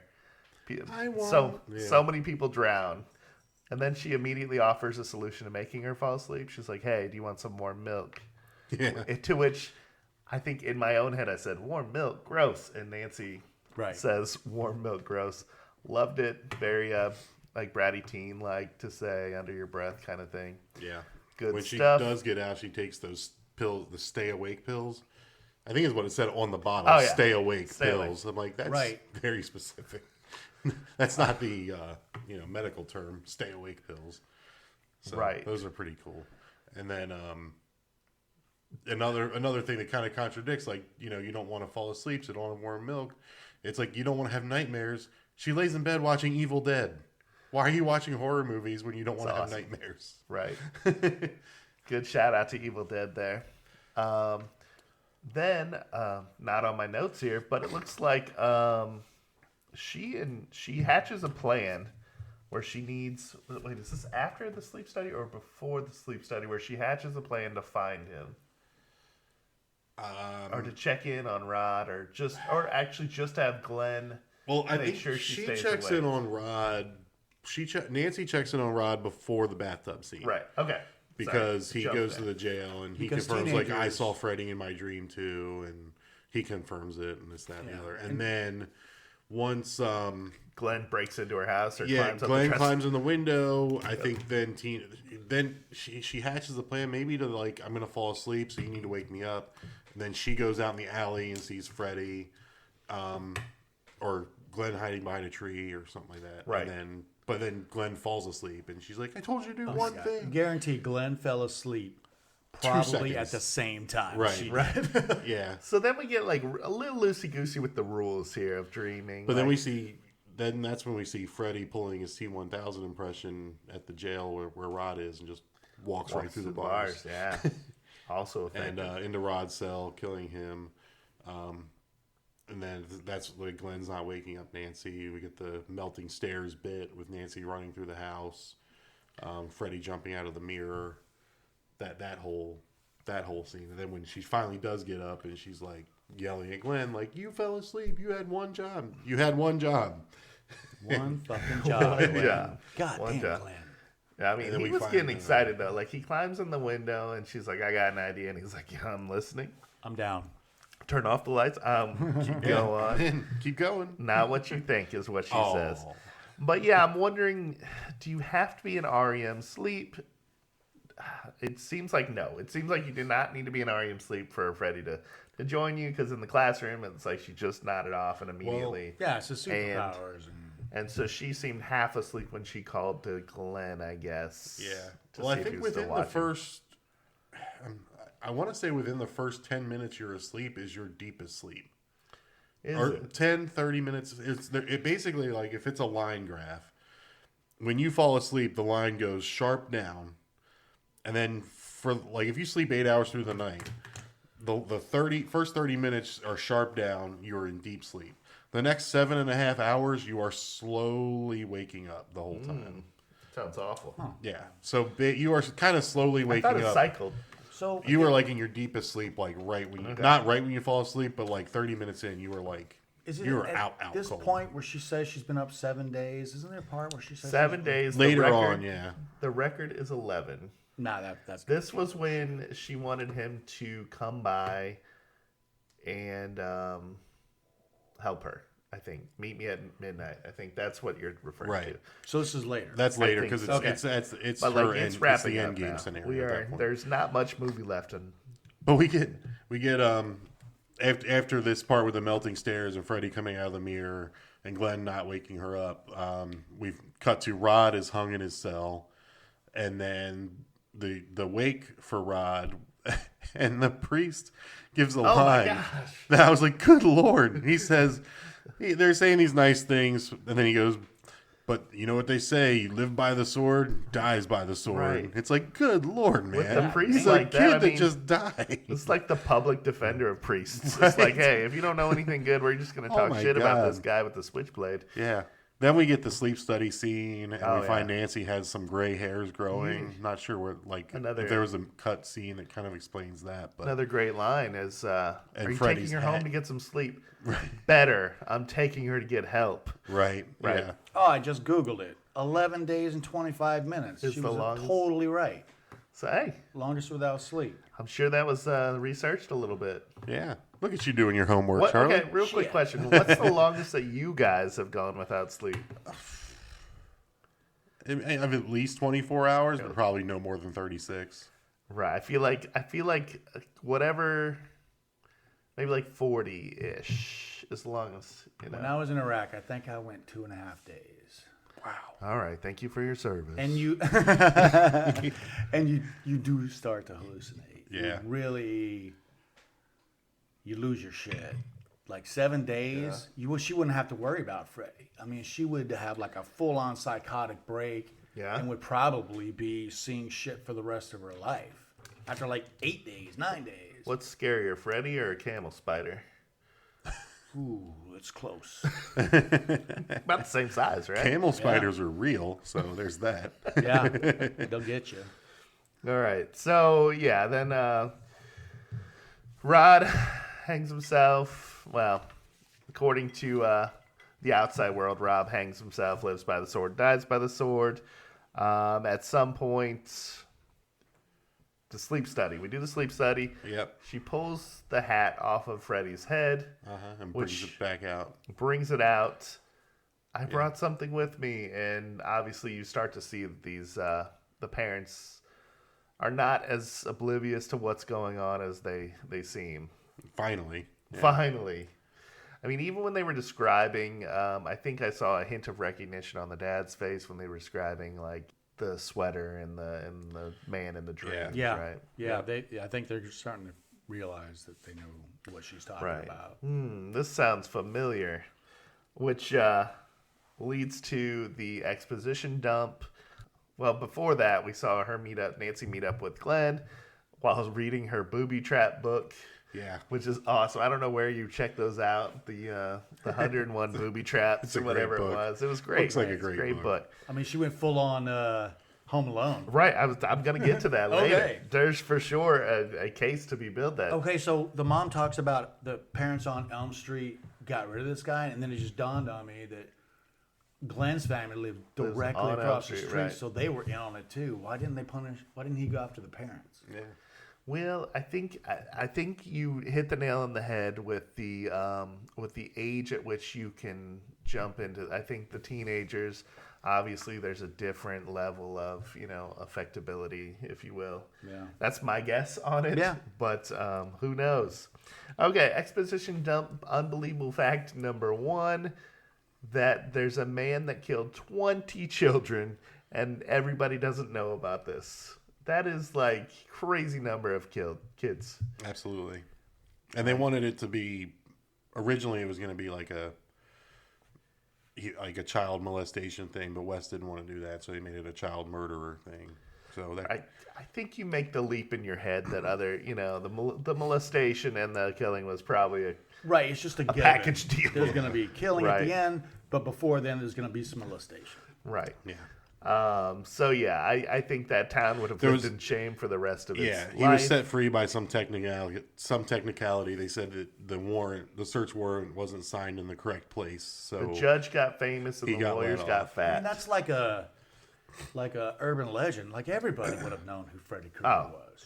Yeah, I mean, there was no internet, so there's Well, that. word But of that mouth. town, small lived in town politics, infamy. Right? I mean, a little off topic, but in our little small town, the alderman race, there was somebody who was running for one of the alderman positions, I think, that submitted their paperwork with a paperclip and not stapled, and the person that was running opposed to them was like, "Hey, no, their paperwork was paperclip, not stapled. It's invalid, and they should be off the ballot." And then they had to basically run as a write-in candidate because they wouldn't put them on the ballot. Yeah, and then they killed small 20 town children. politics, and then they killed 20 children. children Still crazy, missing. wild. And now kids are talking about these dreams they're having, and I'm like, "Shut up, kid!" Like, The paper clips are everywhere in the streets. this guy had paper clips for hands and a stapler in the other. Right. It's weird. Hey, Anyway. so don't worry, Nancy. Freddy can't hurt you. Mommy killed him. Yeah. Was in the line. So essentially, the parents posseed up. They tracked Freddy to his boiler room and lit him on fire. Essentially, they took vigilante justice and killed him. Nancy's mom looks high.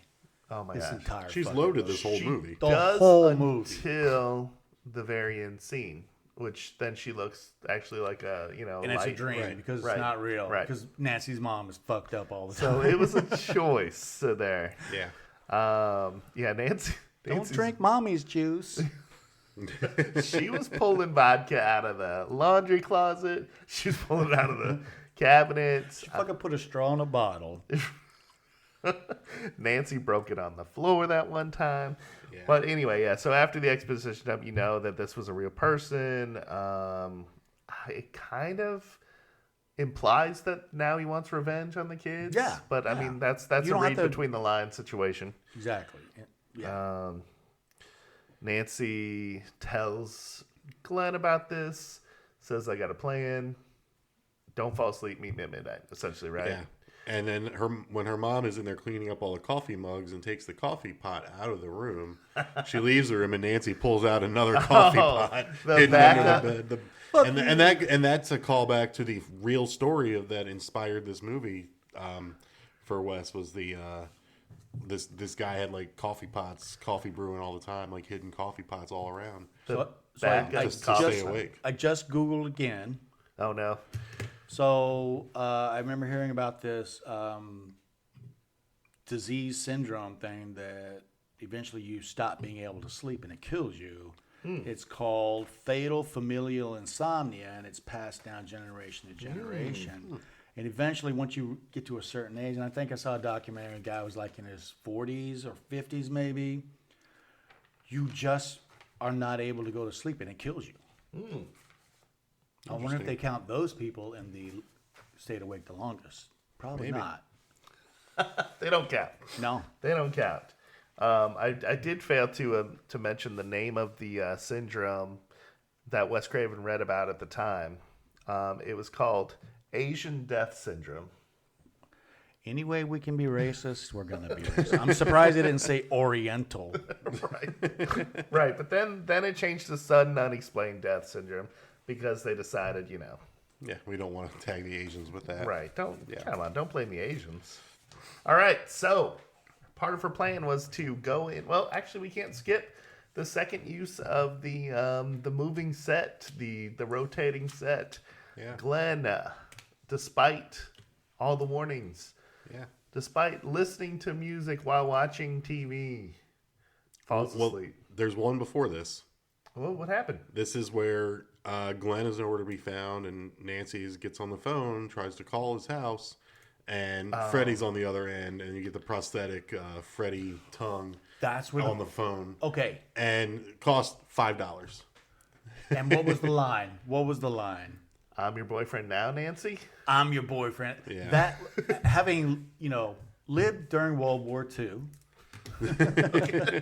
and lived during this movie, when I was in high school, that line was used on a daily basis. Like, I'm your boy, and whoever you're talking to, I'm your boyfriend now, Dave. I mean, I'm your boyfriend now. And I saw it used. Did you ever see Red versus Blue? Those YouTube shorts. thing, yeah, those YouTube shorts from Halo. Halo, yeah. They used it in there as like something like my girlfriend. He's like, I'm your girlfriend now. Right. Yeah. She hears she gets a call. She picks it up. She hears scraping of fingernails. She decides, hey, this is not cool. She rips it out of the wall and says, what if he calls? Yeah. And then after the phone's been ripped out of the wall, I'll let you do this one, Mike. Go ahead and set up the prop and everything that happens in it. It's just Freddy's, the bottom half of his prosthetic on the bottom of the phone with the large Gene Simmons tongue sticking out right on her lips. And, I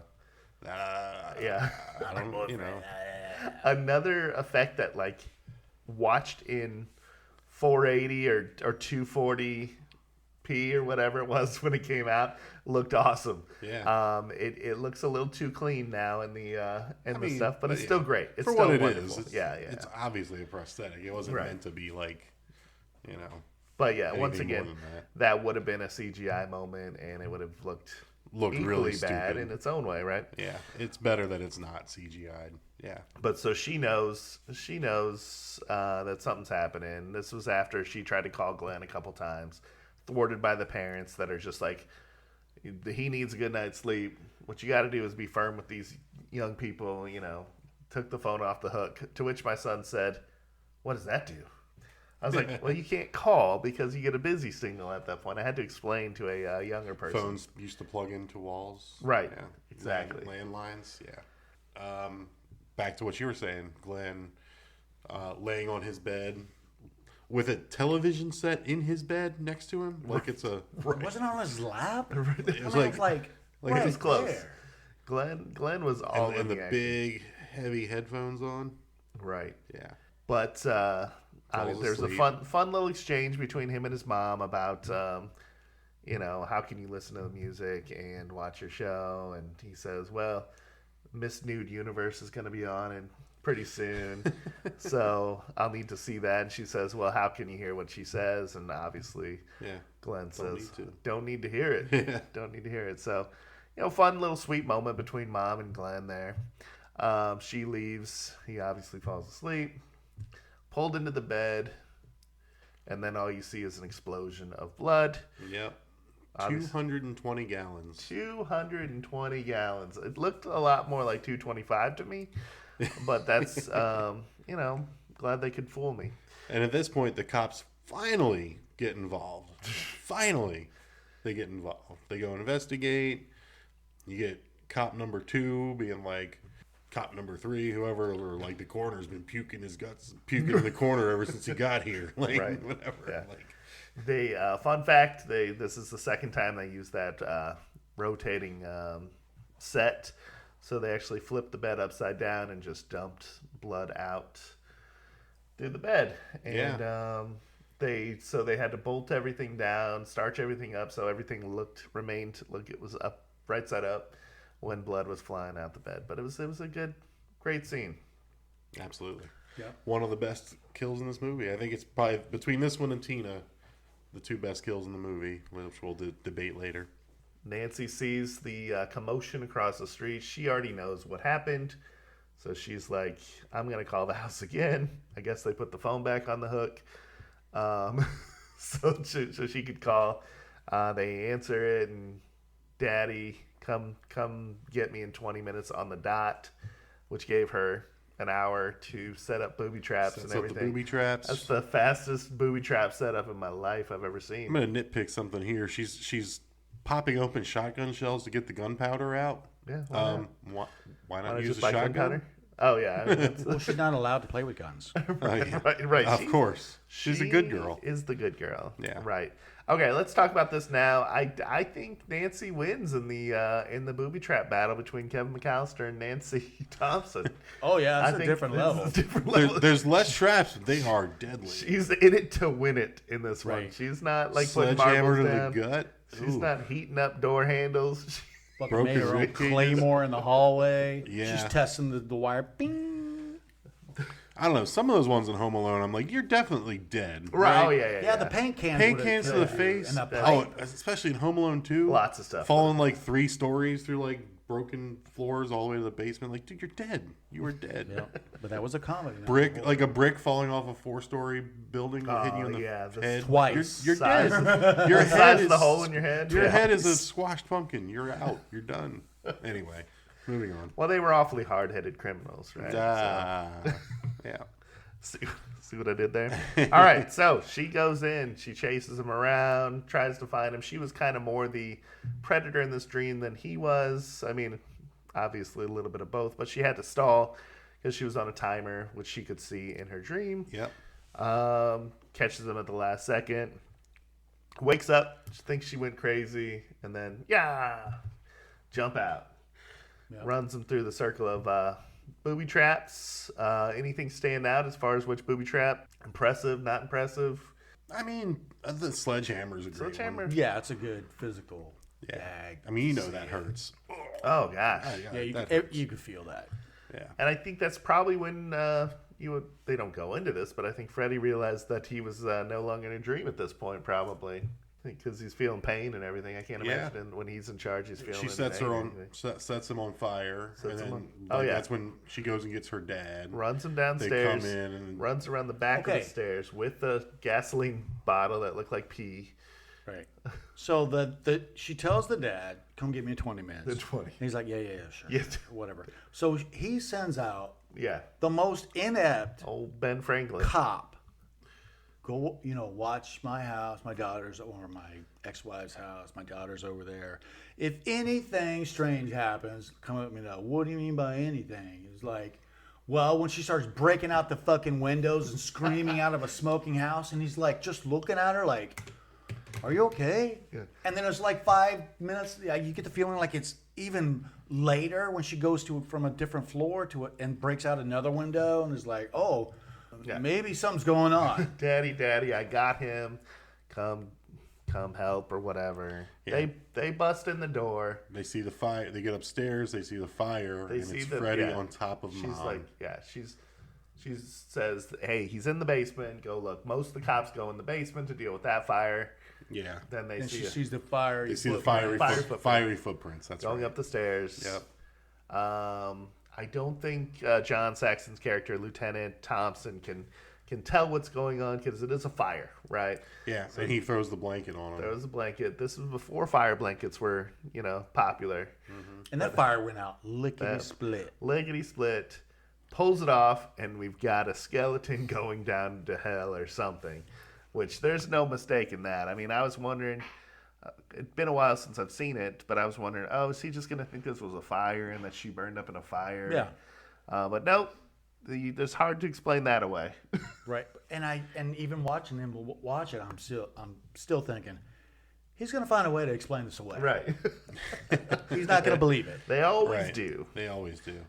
And then that's when Nancy's like, "Yeah, I'll be a minute." Yeah, she's gonna be a minute, and then Freddy comes out, and she's like, "You're not real," this, that, and the other, and she's the one that takes his power away. As she goes to open the door, Freddy disappears. Right. Disintegrates into thin air. Because if you choose not to believe it, I guess it goes away. All right, second use of spandex material in this movie when he's pulling himself out of the bed and stretching that sheet. Yeah, they used really it good and effective. Used in later movies too. They used it earlier when he put his face through the room Nancy was sleeping in the wall. Yep. I think they used it in Pulse. Oh, did they? Yeah. Yeah. It's cheap, effective, but it was great. She, like Mike just mentioned, she took away his power by basically, "You ain't shit, Freddy." Basically, and he disappears. Let's talk about this a little bit, if we're good with this. She pulled him into our world, the real world, right? So the same rules are applying in our world that they would in the dream world? I don't know. They get a little loosey-goosey. It's very... Are they still in the dream world? I mean, they set that precedent early on. Like, are they in the dream world? Are they not in the dream world? Right. What's going on? I mean, like, there's no hall monitor jumps out to let you know you're in the dream world. Right. But, I mean, fucking Freddy Krueger running around chasing you. You kind of think you are, but then you're not. And I don't know. Are we to believe that she realized this whole movie was a dream? Or no? Because we're not going that far back. It's not that kind of movie where you're like... the alarm goes off and you're back at the beginning. Right. But she does ask for her mother and her friends back. Right. She does send them back. I mean, but they're like really dead. So like, they did. They did. If this is real, they did. They can't come back. Yeah, it's definitely ambiguous. They shot basically every possible ending. They shot an ending where, like, she's the only one that gets in the car. They shot an ending where all her friends are in the car. They shot an ending where Freddy drives the car. 5 or 6 different endings to try to figure out which one stuck, was the most effective. And I still just think they workshopped it. They should have workshopped it, right? Yeah. And then they shot one with the top on the car. They shot one without the Freddy red and green stripes on the convertible top on the car. But every ending they did shoot ended with the girls jumping rope with the 1, 2, right. Freddy's coming for you. So that car, that bright red Cadillac from the 50s, that car was closer to, so the equivalent for us now would be like a 97 whatever. So it was kind of older, right? Okay. But for you look at back now, and it's like really old. But if you look at a classic a for the time, Cadillac, you'd be like, that's not that old, right? Okay, so to jump into what Mike was saying, there were after that, yeah. Well, I think if every ending they shot ended with showing the girls jumping rope, which they show earlier in the movie, I think when they're going into the school after. Yeah. It's when they go into the school for the first time and they've talked about like, hey, I had this nightmare too, or whatever. Like maybe that signifies, like if you could say that signifies like now the whole thing is a dream from that point. So maybe like if Tina falling asleep in class is like, or I'm sorry, Nancy falling asleep in class is that's all a dream, like the rest of it, because it's like the dad isn't even like when he puts the fire out, like who is that guy or we got to save your mother, like he could just be putting a fire out, like doesn't see the rest of it, but they don't address it either. I think when Nancy comes out the door of the bedroom when Freddy falls asleep or disintegrates, and she comes out, and her mother's all dressed up nice. I think the gray hair Nancy had goes away. She looks cleaner. She looks awake. The sun is out. They're talking about a little bit of fog. A lot of fog. All her friends are alive. Like, this is still the dream world. Or she's dead and she's crossed over because all her friends are there. That's the thing. It's a very ambiguous ending, which is why I think they wanted to make more of these, because they felt like we didn't service the audience. We didn't give them closure, you know? I don't think they gave a shit about the audience as far as that. They just wanted the money. Right. Well, yeah. But I think like I think Wes business. was like, we didn't really give them the closure we wanted to. But they do that in a lot of movies and sometimes I think they do it on purpose. Other times I think they just like the visual of like the kids jumping rope in the beginning and then the kids at the end kind of jumping rope. Like, we have these discussions about were they really in I don't think for this movie, I don't think they did that on purpose. I think it was just like a byproduct of the way they shot the movie, and they wanted it to be where you're seamlessly moving from one dream world to real world. And I mean, it just begs for us to have this discussion of, was the whole thing a dream? Yeah. Was any part of it real? Is she still dreaming? Is she going to wake up later? Is she dead? You know, I think sometimes they're straightforward and they shoot scenes just for the creepy effect and just to make things happen in the movie, and it just, without them thinking about it, it just comes out this way. I mean, it's just so much easier to follow the formula for a good movie than it is to, like, it just seems like it would be so hard and time consuming and a way to really fuck up a good, easy movie by like, well, we'll do this. And then it's like a little Easter egg to show that she was actually dreaming the whole time. And sometimes it's just literal. It's just like, she was dreaming here, she wasn't dreaming here. I don't know. I really don't know. Yeah. I didn't do any homework. Sounds like you should have done some homework here. No, I agree with the sentiment that they didn't have the luxury of spending a ton of time on how they were going to tack on this scene to lead into other movies. I do agree on that. But like I feel like maybe an hour where it's like, well, how does this work with what we just shot where he disappeared? And, you know, we should at least discuss if Glenn, if it was possible for them to come back or not. I don't know. I don't know either. Yeah, so I know, like Charlie, you mentioned about, like, you know, make sequels and all that, just, you know, money grabs kind of thing. I think that Wes Craven was in line to do a sequel, but he didn't write it, and he was going to direct it, but he felt the script was really inferior. And when he pushed back on, like, let's do this the right way, the studio was like, no, like, this is 1 year later, like, we want this movie coming out now, like, we're making it with or without you. He was basically given an ultimatum. And so he was out. And they did not even ask Heather Langenkamp to come back. She wasn't invited. It wasn't that she turned it down. She just wasn't asked to come back. And they were even going to recast Robert Englund at the time. He held out for more money. They were going to try to recast him, and everybody was like, no, there's no other Freddy. Like, he is Freddy. Like, no one else can do this out of other people they screen tested. And so he got the money, but that he certainly deserved for playing this role. You know, the movie was a big success. I think if they thought Wes was going to be on board for a part 2, they left this open for a part 2 with, you know, you come out, you think it's a happy ending, all her friends are alive, everyone's good. Yeah. And then you get Freddy pulls her mom through the door, which, obvious dummy. It's 1984, made on a budget. It worked. It was fast, but there's a reason it's fast. It's still like a jump scare. Like, him busting through the glass and yanking her in was like a jump scare. Like the one last jump scare before the movie ends. So, all right. Enjoyed that, but obviously not a well done practical effect. But I think that might lead to some of the ambiguity, and then because Wes walked away from it, that didn't help the case at all. It's not like they gave closure to the next movie or anything. I didn't know any of this. Yeah, he saw that they wanted to make Freddy come out and manifest himself in our real world, like come out of a person basically and walk around in the real world and kill people. And he was like, nah, I don't like that vision. He wanted to keep it in the dream realm, basically. Yeah. So number 2 sucked. Number 2 is my least favorite, but also I don't want to. It's got a cool opening. I don't want to be. It's also the one I've watched the least. So it's been 30 years since I watched number 2, right? So I maybe need to watch it again before part 3.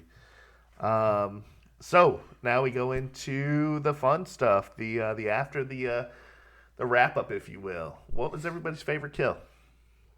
Tina's was my favorite kill. I know Same. Johnny Depp's, the Glenn's kill is tons of blood, but Tina's with the crawling up the wall and slamming against the wall, hovering, crawling the ceiling. That's just creepy, creepy stuff, and it was so well done. And Rod just Tina. Like, I mean, it's just like, oh my God, it's brutal. Brutal. So well done. I think it holds up. I mean, it's it a does. practical It is effect. still one of the best Like, my ever. kids are really down on, they're down on both. They're down on older movies with practical effects. You're like, that's not that good. And they're also down on the CGI, where they're like, I mean, it's just CGI. Right. It kind of takes you out of it. But this scene, I mean, like I said, when she's spinning around in open space, Right. and it doesn't look like she's on wires, because you could tell when like people are on wires, they do like a lot of the same, because they're all attached in the same spot. I don't know how they did it, because it looked like someone was actually moving her around, unless there was green screen, probably blue screen back then. But like, unless they had somebody like in a blue suit moving her around, if they somehow took him out, yeah, that was the best kill by far. And it's the opening, the big first kill, so that even gives it more. Like, you're not that you're like expecting a similar scene later on, but you kind of are. But it does not hold up to that kill. I think if Freddy were to have to put together a resume for an employer right now, where it's like, hey, show us your best work, your best successes, that would be number 1 on his list. I think I agree. yeah. Tina's is the best and most memorable. The one you will think about after the fact. So kill count. This one's actually kind of easy. I mean, I don't want to belabor this one here, but Yeah. Do you count the 20 kids? they're not shown. So They have I'm to be gonna like say in no. the movie, even Yeah. if it's off screen, but like not, they have to be like featured in the Do you movie. count Freddy? No, 'cause he's already not, dead. Yeah. That's okay. Yeah. But I mean, yeah. Okay, so So 4. it's 4, right? Mom Mom. plus 3. Mom Mom Glenn, doesn't count. She Tina. she died in a dream, right? I mean, Well, they all died. Yeah, in a was dream. that But that we a don't know, dream, yeah. Well, we don't or- know that she died in the real world yet. Oh, she died in the real. That's Tina, Rod, Glenn, Mom. so it's a. Did you look it up? Is there others that we're missing? No, I think it's 4. Oh, okay. I didn't look it up either because I was like, I can count that high. Oh, I guess you didn't do barely. your homework. Barely. All right. Quality, not quantity, in the body count for this movie. Funny thing about if you liked this, you should watch this section. It was just the sequels essentially for this. Yeah. So I saw that. It was 2, 3, 4, 5, New Nightmare. I think 3 and 4 through the rest of them, it feels like canon. 2 doesn't feel like it fits in the same stories, but I mean, If I was an IMDb monitor, I would have put Freddy Got Fingered in that list. I mean, Because it was a should've. horrible movie. What? See how I did that? And then Drop Dead Fred. No. No. Fred of course Claus? not. Nope. Love Fred Claus. All right, dumbest character. Jeez, Mom? Yeah. The mom. The high mom. It's either mom or it's dad for just not, like in all these horror movies, for not taking their kids seriously. But the dad's an established. He's a cop. He's an investigator. He's smart. Like, if somebody He goes and tells another cop, like, hey, go watch my daughter. Like, I'm going to go watch my daughter. Oh, that cop or the dad? No, the dad tells, like, Oh, yeah, cop yeah. number 2, whatever that guy's was like, hey, keep an eye on my daughter while he's in, like, the crime scene after Glenn's death. Yeah. I'm like, no, I'm going to go keep after my daughter. You, cop number 2, are going to hang out here with the coroner and make sure nobody comes in. Like, Yeah. Not that this would have But- changed anything, but I'm going to go with Rod here. I'm going to go with Rod. He should have at least gotten shoes, and he should have gotten out of town. I think I think Hiding in the bushes 15. wasn't a great. he's only Rod's 15. like 38. No, he's Yeah. got to be. Yeah, I mean, he's Rod failed a few grades. I don't know if he's at school. It doesn't show him go in the building, does it? No. So I feel like maybe Freddy has like a range, like a Wi-Fi range kind of thing. I don't know. If you get far enough away from that Elm Street, maybe you're safe. Yeah, just move to the next street or like Asp Street or Oak Street. You'd be fine. Exactly. Like 2-lane street. They don't even say the name Elm Street in this movie. They don't. They don't explain.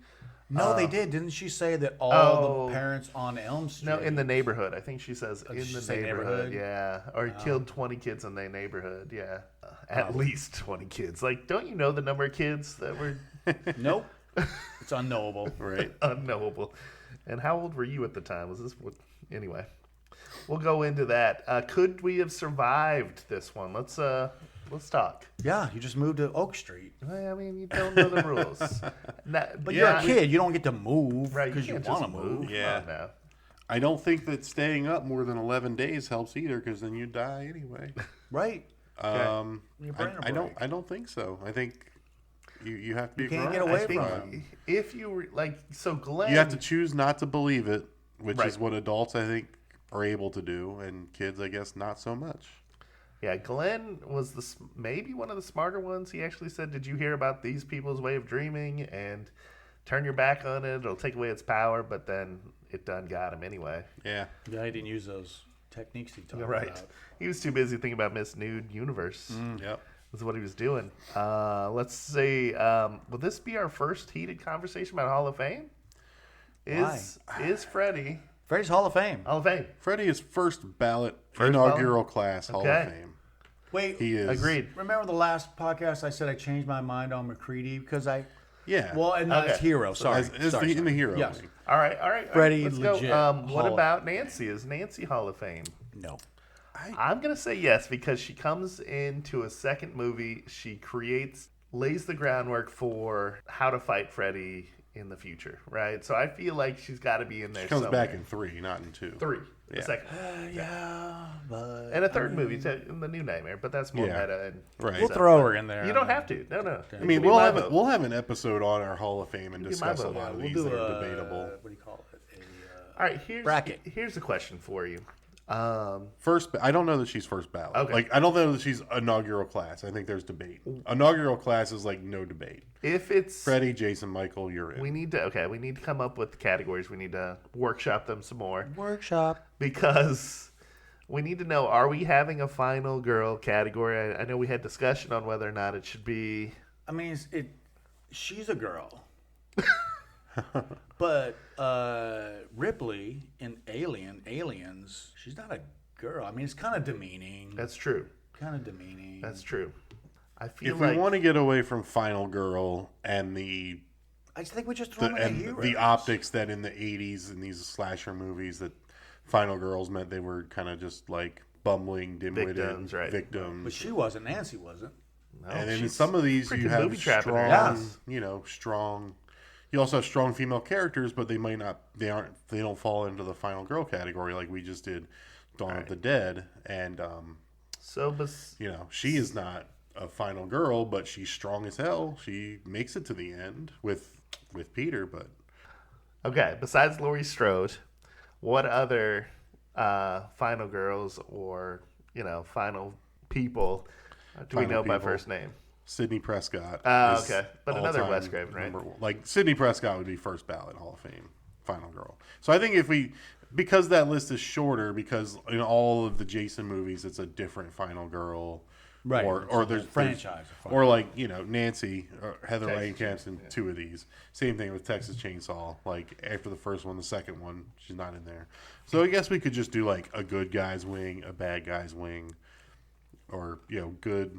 Or heroes, villains, All right. and not single out like final girl, like only final girls in this wing, only male heroes in this wing, only adult female heroes in this wing. Like we don't have to single all that All out. right, what props are making This it into is the Hall of a Fame? super easy one. There's a few though. Okay. Super easy. Super I easy. mean, the glove. The glove is first. The glove ballot. is like. Glove is first ballot. I mean, not even debatable. Is the sweater the Scottie Pippen to the Michael sweater Jordan. goes in too. The sweater's in. Okay, and the hat or not the hat? I mean, if you're going for the whole ensemble, if Yeah. you're going to Okay. go out on Halloween, you got to include the hat. But I don't really think the hat. Okay, is hat doesn't need it. No, you're going to know what movie that's Even if coming. they're not trying. Like If you see him walk around in some funky busted ass fedora, you're gonna be like, why is that guy wearing that stupid hat? When I was in high school, there was a American Eagle sweater I had that had a different color red and a different color green on it, and it was stripes, and I couldn't wear it after the first day because people, It's like the likened shining it carpet. to the Freddy shining- Krueger. The shining Right. carpet, Oh, okay. instantly, just colors and pattern. The colors were chosen on purpose because apparently putting red and green vertically next to each other are tough for the eye to process. So that was a purposeful decision apparently by Wes Craven. But okay, so we got sweater and the glove, and we have Freddy. Freddy's in there for sure. Freddy's in there 100%. Anybody else? Any parents make it? No. No, not none of the parents. I don't know. Like, I mean, Hall of Fames often have other things like Maybe we should like have interactive suites or like interactive things you can do. And I wonder if like putting a rotating room in like an interactive area, and you have to climb in the room, and like you get to videotape yourself like climbing up the walls and the ceiling. What is get dizzy thinking You're about in the rotating room. What if Could we that do be a like the part of Hall it? of Shame, like the dumbest character from every movie? I don't Like know. Dawn of the Dead, the guy with the blood pressure cuff. Boom, he's in. He's in. He's in. We can workshop that. Workshop. So, all right, one prop you want to keep. You can't keep the Hall of Fame items because they're in the Hall of Fame. Nah, the glove. Well, there's 3 gloves. There I'll are take any gloves. of the 3. Yeah, but what about the phone? Nobody taking the phone. Oh, the phone. The phone's cool. No, yeah, that's the third one. If we put 3 props in, it's the glove, the sweater, and the phone. With And the phone makes it with the in. $5 tongue. on it. Okay. Okay. All right. Good stuff. I'm your boyfriend now, Justin. Yeah, was there a best line in the movie? For me, it was I'm your boyfriend now. I like literally walking around in school months after that movie, like even like into the 90s, every once in a while that line would pop up, I'm your boyfriend now. If someone were to say that out of context, you'd be like, that's Nightmare. Yep. Okay. Yeah. And there's that line, and this is before like Freddy gets really campy in the sequels, because he's a man of few words in this one. He says like, "Hey Tina," and then like lops his fingers off, or he says the "I'm your boyfriend now." I think when in the final battle with Nancy, he says something like, "I'm going to cut you in two," But in everything from part 2 on, everything he says is a punchline before he kills you.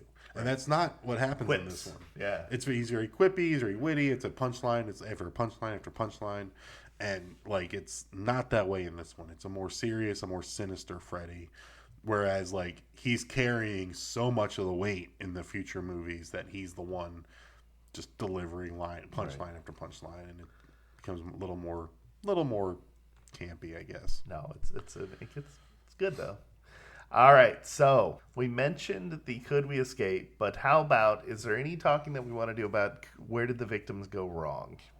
I mean, falling asleep, but you can't. Right. You can't control that. What about sleeping in shifts like Nancy wanted to do? Tried that. Yeah, They did Glenn try fell that. asleep. Yeah, I mean, Glenn falling asleep when he was supposed to be watching Nancy didn't help. I mean, I feel like the fact that they were 15 limited their ability to guard each other sleeping too. If Rod wasn't dating Tina, then he's probably gets away like scot free. Right. Yeah. It'd be some other schmo in that position. We found him Gonna with the get switchblade. pinned with murder and locked in a cell for Freddy to come get. How about carrying a switchblade around in like the most suburban? Was that now that might have been more common in those days. So think about No. Charlie? No. No, well, listen. Buck knives. The locking buck knife was invented, and that was what people carried around. 70s was kind of like from Happy Days, the switchblade, and there was more of a 70s In Stephen thing. King's It, Henry Bowers carries a butterfly knife. Stephen King or a bullies are switchblade. Butterfly knives Yeah. and Stephen buck King- knives. Bull- He Bullies are a carries a different breed. switchblade and like wants to cut open the fat boy's belly on the side of the road. Yeah, in Christine, the bully in that movie carries a fucking switchblade and threatens Stephen- to stab the guy in school, in the basement, again, probably in the basement of the Stephen school. King don't That play wasn't with real it. life. That Threatens was to stab the kid. that was over movies. The That car. was like these are guys in their 30s, 40s, and Wait, 50s that are those writing aren't this. real and you life? And you can see like the old phraseology that they use. It's like no one says that in the 80s. Yeah. And I never saw a switchblade. Like, was that just like a sign in the movies of like, okay, this person's bad, is that they carried? And he had a leather jacket. Wore a leather jacket and carried a knife. And he had That's like a lot 50s, of product in 60s. his hair. Yeah. A lot of product in his hair. Like it was 50s, wet. 60s, switchblade, The leather greasy jacket. greasers. I think he had an earring too. That kid was bad news. That's He was 80s. In a The Outsiders, lunatic. they're all leather jackets and switchblades, man. But that was set in the 50s or Outsiders, 60s. Yeah. 1850s, right? Right. I just want to hit on the remake real fast. Oh, God. It sucked. Robert Englund, to his credit, did give Jackie Earle Haley plenty of flowers for his portrayal of Freddy in this, and that's great. But the movie was not good. They had modern technology, and they couldn't even make the iconic scenes look good at all. I don't know why. Like, so Tina was named Chris in the remake. And the same kill where the room rotating, she's climbing up the wall ceiling before she's dead, lasted like only a fraction of the time that this one did. It was not even very well done. I can't remember what Glenn's name is in the remake, but why don't they just use the same fucking names? I don't know. Keep it easy. But the guy that plays Glenn, like his kill is on a bed, but like then they show blood pouring into a bedroom later, and it's not even the same amount of blood, and it looks totally fake and just awful.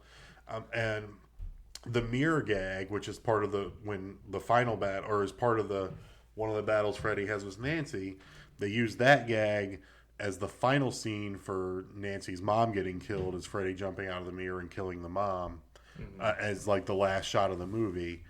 And like, I don't know, they're not even putting the right gags in the right spots, and like, I don't know, the CGI is super bad. They don't even make the kills look great, and they try to make and they already have Freddy being campy in this one. So if it's a remake of the first one, Freddy's already campy, saying stupid punchlines instead of being a more sinister creature. And Freddy's makeup in the remake is CGI'd. It's not makeup. Right. It is CGI head on a body. One of the biggest And it's problems. like, why? Like, I don't know. It's Jackie- so bad. It's Jackie so Earle bad. Haley So bad. is good at what he does. Is really good at what he does in most movies that he's They in. picked him because of his Little Children? the role he did in Watchmen. And I Okay. can't remember. He's the Rorschach. Right, yeah, Rorschach. Yeah, and which is awesome. He was awesome at that. That's a great movie too. He was awesome as that character. So when they picked him to be Freddy, it like made sense. And he was But also this in a movie movie called sucked, and they did not do him any credit. he was in a movie called Little Children where he played a sex offender in that one too. So I feel like that kind of played into the believability of him. But yeah, the CG, the people who designed Freddy's mask, they designed a layer of muscle, a layer of skin, a layer of all this stuff that did not come through in that CG at all. So it lost some character for sure.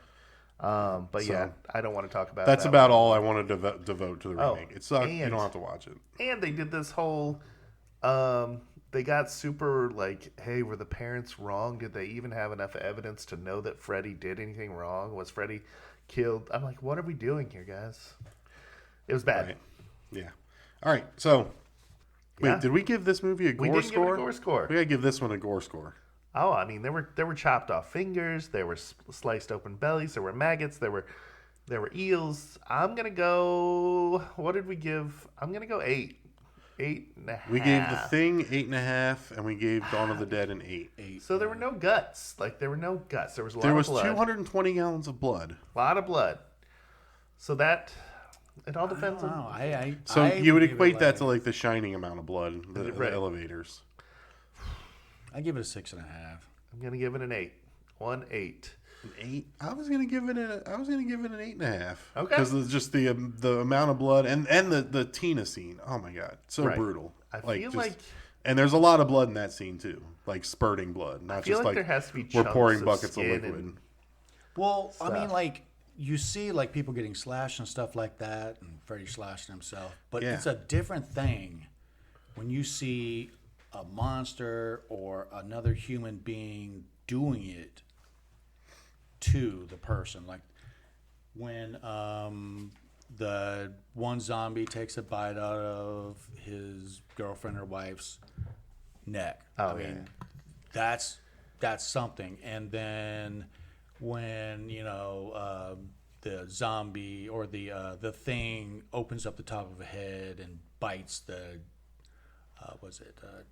windows, when he like reaches over and like his head opens up and clamps on his head and picks him up and shakes him around. The Tina scene, there was nothing there. It was good scene, good. but I kind of feel like the gore takes on another level when you see whatever it is doing it to. The invisibleness worked for the movie, but for me, it lowers the score. That's fair enough. So if you want to settle on like 7.5, That's fine by me. Okay. You're saying 6.5. We're up to saying 8.5. So let's settle at 7. 7? I'll give it 7. a 7. Okay. 7. 7 on the gore scale. 7 on the gore scale. 10 in my heart. The though. blood is just buckets of blood, not like not as visceral, I guess. All right. Not sure if we're gonna do this on everyone, but so far he's been a trooper and watched each of these movies with us. So I'm gonna ask my 15-year-old son what he feels about a 40-something-year-old movie. Go for it, Atticus. It was a lot better than Dawn of the Dead. So Get out. I liked this one a little more. I thought it was pretty cool. I thought it would have been like cool if they like knew that they were like in the dream and they could control the dream. But my dad said in later movies they kind of experienced that. So, but it was pretty cool to see like one of like the founders of horror movie, because like it's everyone knows Nightmare on Elm Street, right? So Yes. Did you know that he made the Scream movies as well, Wes Craven? I did not know that, but that makes me like it a little bit more. Cause You see some of the connections between the two? now I look at it and it seems a little similar. Like, You don't have to see the connections to enjoy the movie. No, Just you say don't. that. Wild card. Charlie proudly said he did not do any deep dives to find any Wild card. connections. Wild card. How does the special effects, the practical effects on the shoestring budget, how'd they do?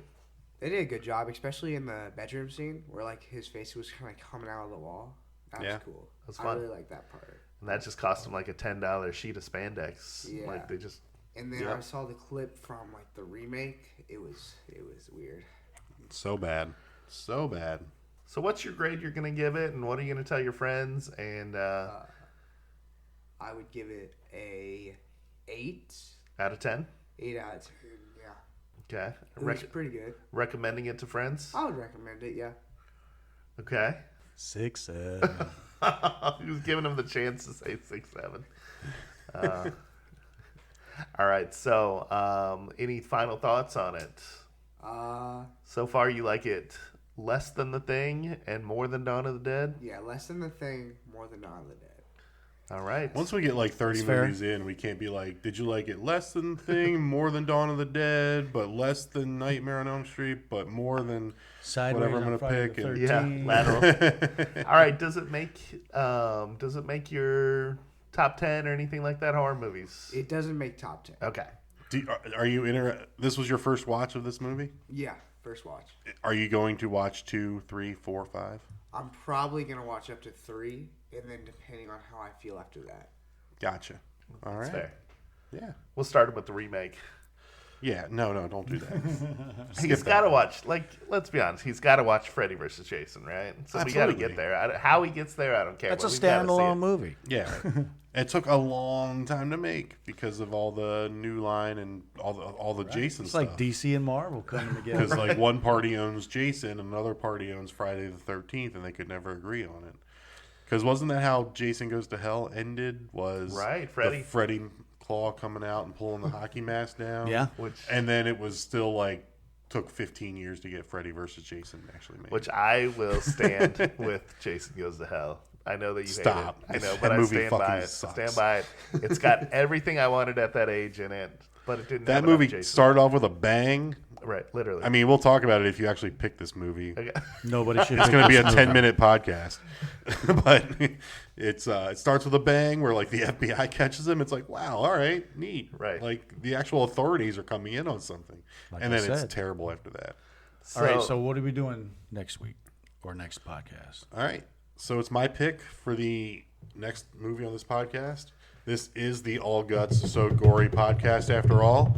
So I decided to pick a movie that I think is going to be a 10 on the gore scale. It's Terrifier. Oh, no. Oh, my God. We're doing Terrifier. Oh, no. Okay. Terrifier. Okay. 1. So is this your 2016 genre? Is what my genre. Slasher.